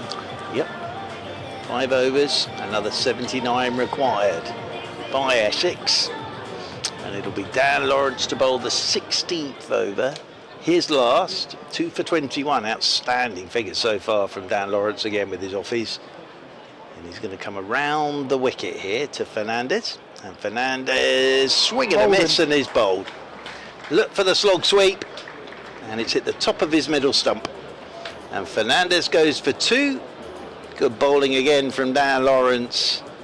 And Essex are 162 for 7. But Dan Lawrence outstanding. 3 for 21 in the 4th over. We've been sent a wonderful picture of apparently us commentating. And I'm going to let you describe it. Okay, let me see. What are we doing? Ah, it's you and me in a hot tub. Well, that is a frightening photo. It is. Thank you very much for that, WG Rumble Pants. So, yes, I'm not sure. I'm not sure I'll ever get in a hot tub with you, Don Topley. I've lost You have in that photo, yes. But not in that photo. No, you have lost weight. Could you find a more modern photograph, please? Well bowled, Dan Lawrence. Yes, the end is possibly nigh. Still, tell you something miraculous from here for Essex. As Snater is the new batter. He's capable, Snater, of hitting a long ball. Turns his first delivery into the leg side, and we'll get a single. He is very much a modern day cricketer. Is the man from South Africa via the Netherlands. And Suffolk. As around the wicket goes Dan Lawrence then to Noah Thane. Reverse sweeping is Thane. Not sure he got anything on that. Got underneath Ollie Pope. Actually, I think it almost came off. He's punched it down through Ollie Pope's legs, but there isn't a single. Noah Thane very kindly went and got Ollie Pope's glove for him there. Lawrence. Around the wicket he comes again to Thane. Thane drives, beats the edge again. This is outstanding bowling from Dan Lawrence. It is. Really is. And 3 for 22 for Dan Lawrence. He's got 2 deliveries remaining of his 4 overs tonight. Bouncing in all arms and legs as always. Oh, Thane's got hold of this one. The slog sweep for 6. And that's into the crowd, into the yellow seats. So Thane moves on to 32 with that slog sweep. And Essex move on to 169 for 7. Good shot from Noah Thane. Yeah, super shot. Got the elevation, hit powerfully, made a good connection, technically very good. Around the wicket he comes again. Reverse sweeping this time. Brilliantly taken by Ollie Pope. Almost waited just to see if Thane was going to overbalance. Thane's punching the ground in frustration there. That completes Dan Lawrence's 4 overs. 3 for 28 tonight, Dan Lawrence, in amongst the carnage. Fantastic bowling figures. And 4 overs remaining here on Sports Extra 3. Essex 169 for 7. They need 72 of 4 overs. There's a lot of emotion in the game of cricket and you have a lot of time to think about it. But the reality is the 2 former Essex players have come back and they've bowled nicely. Really well. And they will be very proud to return to their old club. Tom Laws in, loopy slower ball, it's in the air. Laws is running after it, can't quite get there. Great effort from the Surrey all-rounder. It was a loopy slower ball which was mishit, gone into the outfield, no one was going to get there. Laws took it on himself and it was just dying away from him. It was a valiant effort, but he couldn't keep it off the floor. Great effort there from Tom Laws. 170 for 7. Coming in down the slope, bustling in. This is driven into the outfield. It beats extra cover, goes for 4 to the executive boxes, which are all lit up with the neon lights inside. Well, there's a lady in the executive box there. By the time it got to the rope, it had slowed down and she's run away from the ball. There's an entire barrier fence in front of her there, and she ran back into the executive box. I don't know what she thinks is going to happen. Laws on his way in. Thane goes big, but he's gone in the air. Topley's underneath it. He takes his second catch of the evening. Laws gets his second wicket, 2 for 19, and the 8th wicket has gone 1-7-4 for 8, and it really does look like it's going to be Surrey's night as one or two people look to leave. They've probably been out most of the afternoon watching football, watching cricket, and they're on their way home. Yeah, good innings from Thane, good bowling from Tom Laws again. And Actor will make his way out to the middle. Put it this way, if Essex win it from here, I'll have a hot tub with you. But he's trying to smash that down the ground, but again it's the slower ball from Tom Laws. Off the toe end it goes, and Reece Topley with a very safe catch there at short extra cover. Well, the crowd are just starting to leave now. 174 for 8 in search of 2 for 1. In comes Laws, searching for his third wicket. Akhtar has driven nicely out into the offside at mid-off, and he takes a quick single. Jason Roy does the fielding. 175. Why this? The actual end result of where Essex finish up is quite important. They've got to think about runs, and being probably best place is third. This is short, forced by Snater into the leg side. They're going to look for 2? No, they're not. Well fielded by Chris Jordan. Well, what I think has been impressive from Surrey tonight is this is still a belter of a pitch. It really is, and it's under the lights, and I heard Simon Harmer saying I think it'll quicken up and get better under the lights, which may well have happened. I just think Surrey, they didn't panic when Walter, as I say, was looking like he might win it himself in about the 15th over. Laws in, slower ball driven down the ground, muscled with a good shot there from Actor, very good shot indeed. He's batted a couple of times very well actually. I'm trying to think earlier in the season.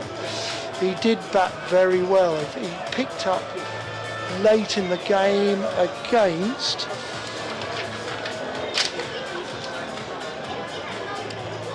Topley consulting his notes.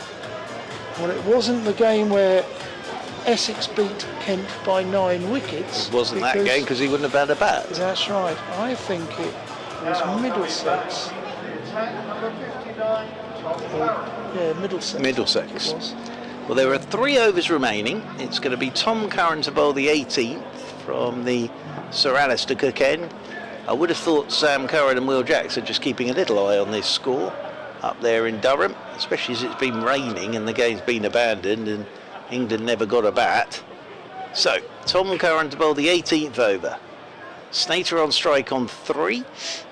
As Tom Curran comes over the wicket to the right-handed Snater, thick outside edge. That'll get past short third and that'll run away down to the third man boundary rope for 4. So Snater's still swinging. And He'll move on to 7. 184 for 8. He will keep swinging. Oh, just Charlie Bennett to come for Essex.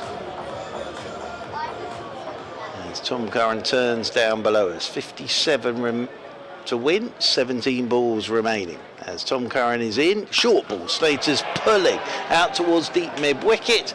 Dan Lawrence is out there. That'll just be a single. Snater moves on to 8. Actor comes back on to strike on 5. His club cricket was Chingford. Ah, that's in Essex. That's in Essex. Not in Suffolk. No, just inside the M25. It's probably, is it inside the 604? Ooh, I'm not that North great on my circular. roads. North As this one's circular. down the leg side by Tom Curran. And that'll be a wide signal. Actor got nothing on that diving stop from Ollie Pope behind the sticks. He's kept very nicely tonight as Ollie Pope.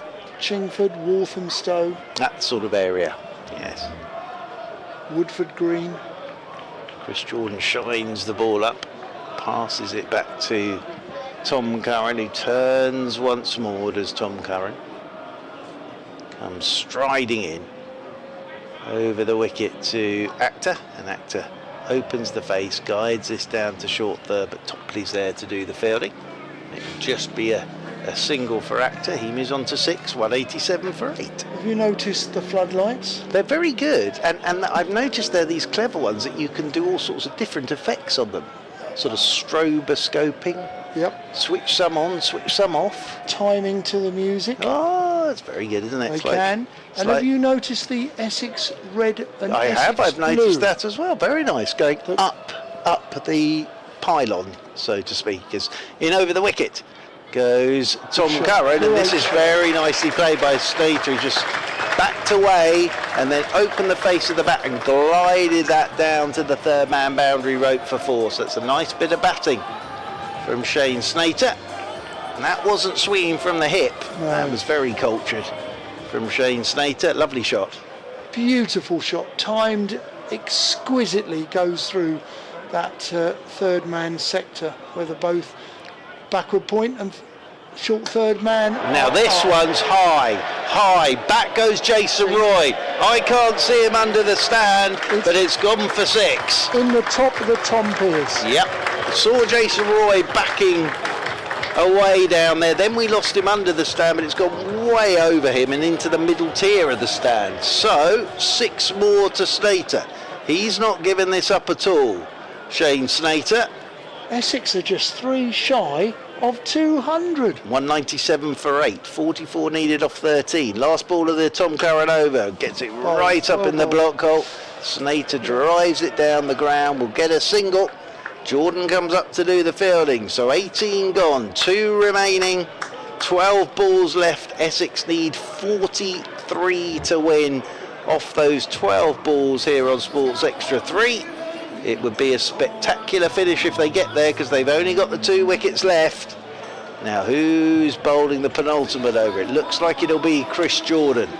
Oh, he's seen it all before, hasn't he? Chris Jordan. Such a terrific servant of English cricket. England. He's played franchise cricket all around the world. But tonight he's going to try and close the game. Meanwhile, Essex, well, 241 is required. Snater has 19. He's on strike. In he comes. Full toss. Sliced. It's only going to be 1, sadly, for Essex.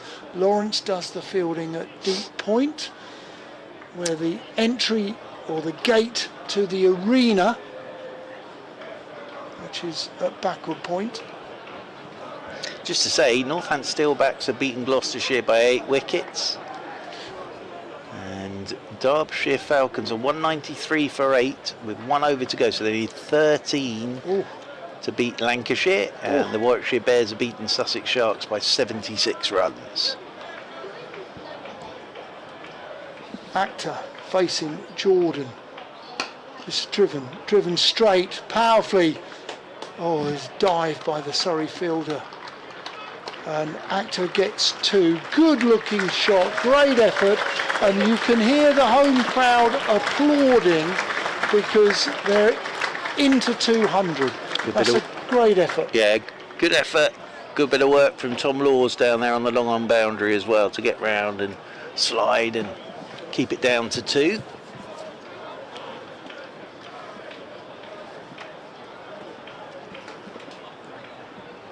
Actor on 8, Snater 20, 201 for 8. Jordan tries to bowl a Yorker. It's a full toss, but it's not going to be penalised. A genuine full toss, which Actor wasn't able to distribute. Yeah, looking for the Yorker, about knee high really, and Actor drove it firmly, but Topley got round to do the fielding. So far just 4 off this over from Chris Jordan. He knows as long as he doesn't go for a boundary, then he's going to leave a lot of runs for probably Tom Curran to bowl the final one, I would have thought. Jordan, 2.3 overs for 33. He's on his way down the slope. Well, Fairly full, almost Yorker length, and trying to hide the ball outside off stump to ensure that the Essex players, batsmen, hit into the large acreage, which is the offside. You don't want to be bowling straight because he'll be able to hit into the 55-metre short leg side.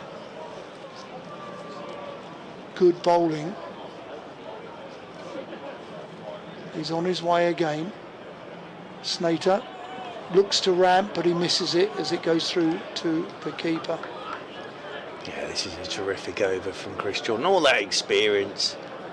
I often talk about dirty runs, scoring dirty runs. I always think these are the dirty overs.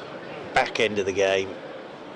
Never much fun, but they're always Dirty overs? Yeah, they are, aren't Dirty they? runs. It's when it's not much fun to bowl them, but someone's got to do it, and it is. Jordan always stands up and does this. Yep. He's in, bowl short, pulled. It's gone into the crowd, square leg, just in front of those flats that have been peppered tonight. And 6 runs there against Chris Jordan. Essex moved to 208 for 8 with 1 over to go. And according to my maths, we don't know who's going to bowl it, but Essex need 23 runs. 33 runs. 32 runs For the tie. to share the points. And it's going to be Tom Laws to bowl the final over. So Tom Laws to bowl the final over, 33. Now, that 6 got it down to possible, because otherwise it would have been over 36. So 33 required off the final over. Actor's on strike. Laws is into him. Actor drives down the ground. I don't think this will get to the rope. Yes, it will. It beats Jason Roy. So that's 4 of them. 29 required off 5 deliveries. Really got to hit every ball for 4 or 6 here. And Actor starts with a 4. Tom Laws has bowled really well tonight. 29 required off 5 balls. Here goes Laws once again. From the Sir Alistair Cook end to Actor. Actor swings him straight down the ground for 6. What a strike that is from Actor. Wow. I promise you, he has batted really well when given the opportunity. And he's repaying faith here. That was a tremendous strike. Got his left leg out of the way, and it just sailed in towards the sight screen. Great shot. 23 required off 4 balls. 6 fours does it. Just got to go 6, 6, 6, 6 here has Mr. Actor. Oh, he's just hit an enormous 6 there. Just making Surrey think. The field at the moment, they're bringing the sweeper up from the cover boundary rope. That means he can drop a fine leg in. No, they're going to take the sweeper back to the cover rope and bring the 3rd man up to the edge of the circle. 23 required off 4. Laws is into Actor. Actor swings a short ball, leg side, just the single. So Tom Laws holds his nerve. 22 required off 3 balls. So now they need Tom Laws to overstep, because even 6 off the last 3 deliveries, 6 won't be enough. Am I being unkind? What about 4 wides? Would that go 4 down wides, well? 4 wides would still keep Essex in it. So Tom Laws knows what he has to do here. Just bowl 3 legal deliveries, basically. In over the wicket he comes. Oh my goodness, he's bowled a no ball above waist high, and Snater has swung it out the ground over the leg side for 6. Goodness me! So this will be a free hit. There will still be 3 deliveries left.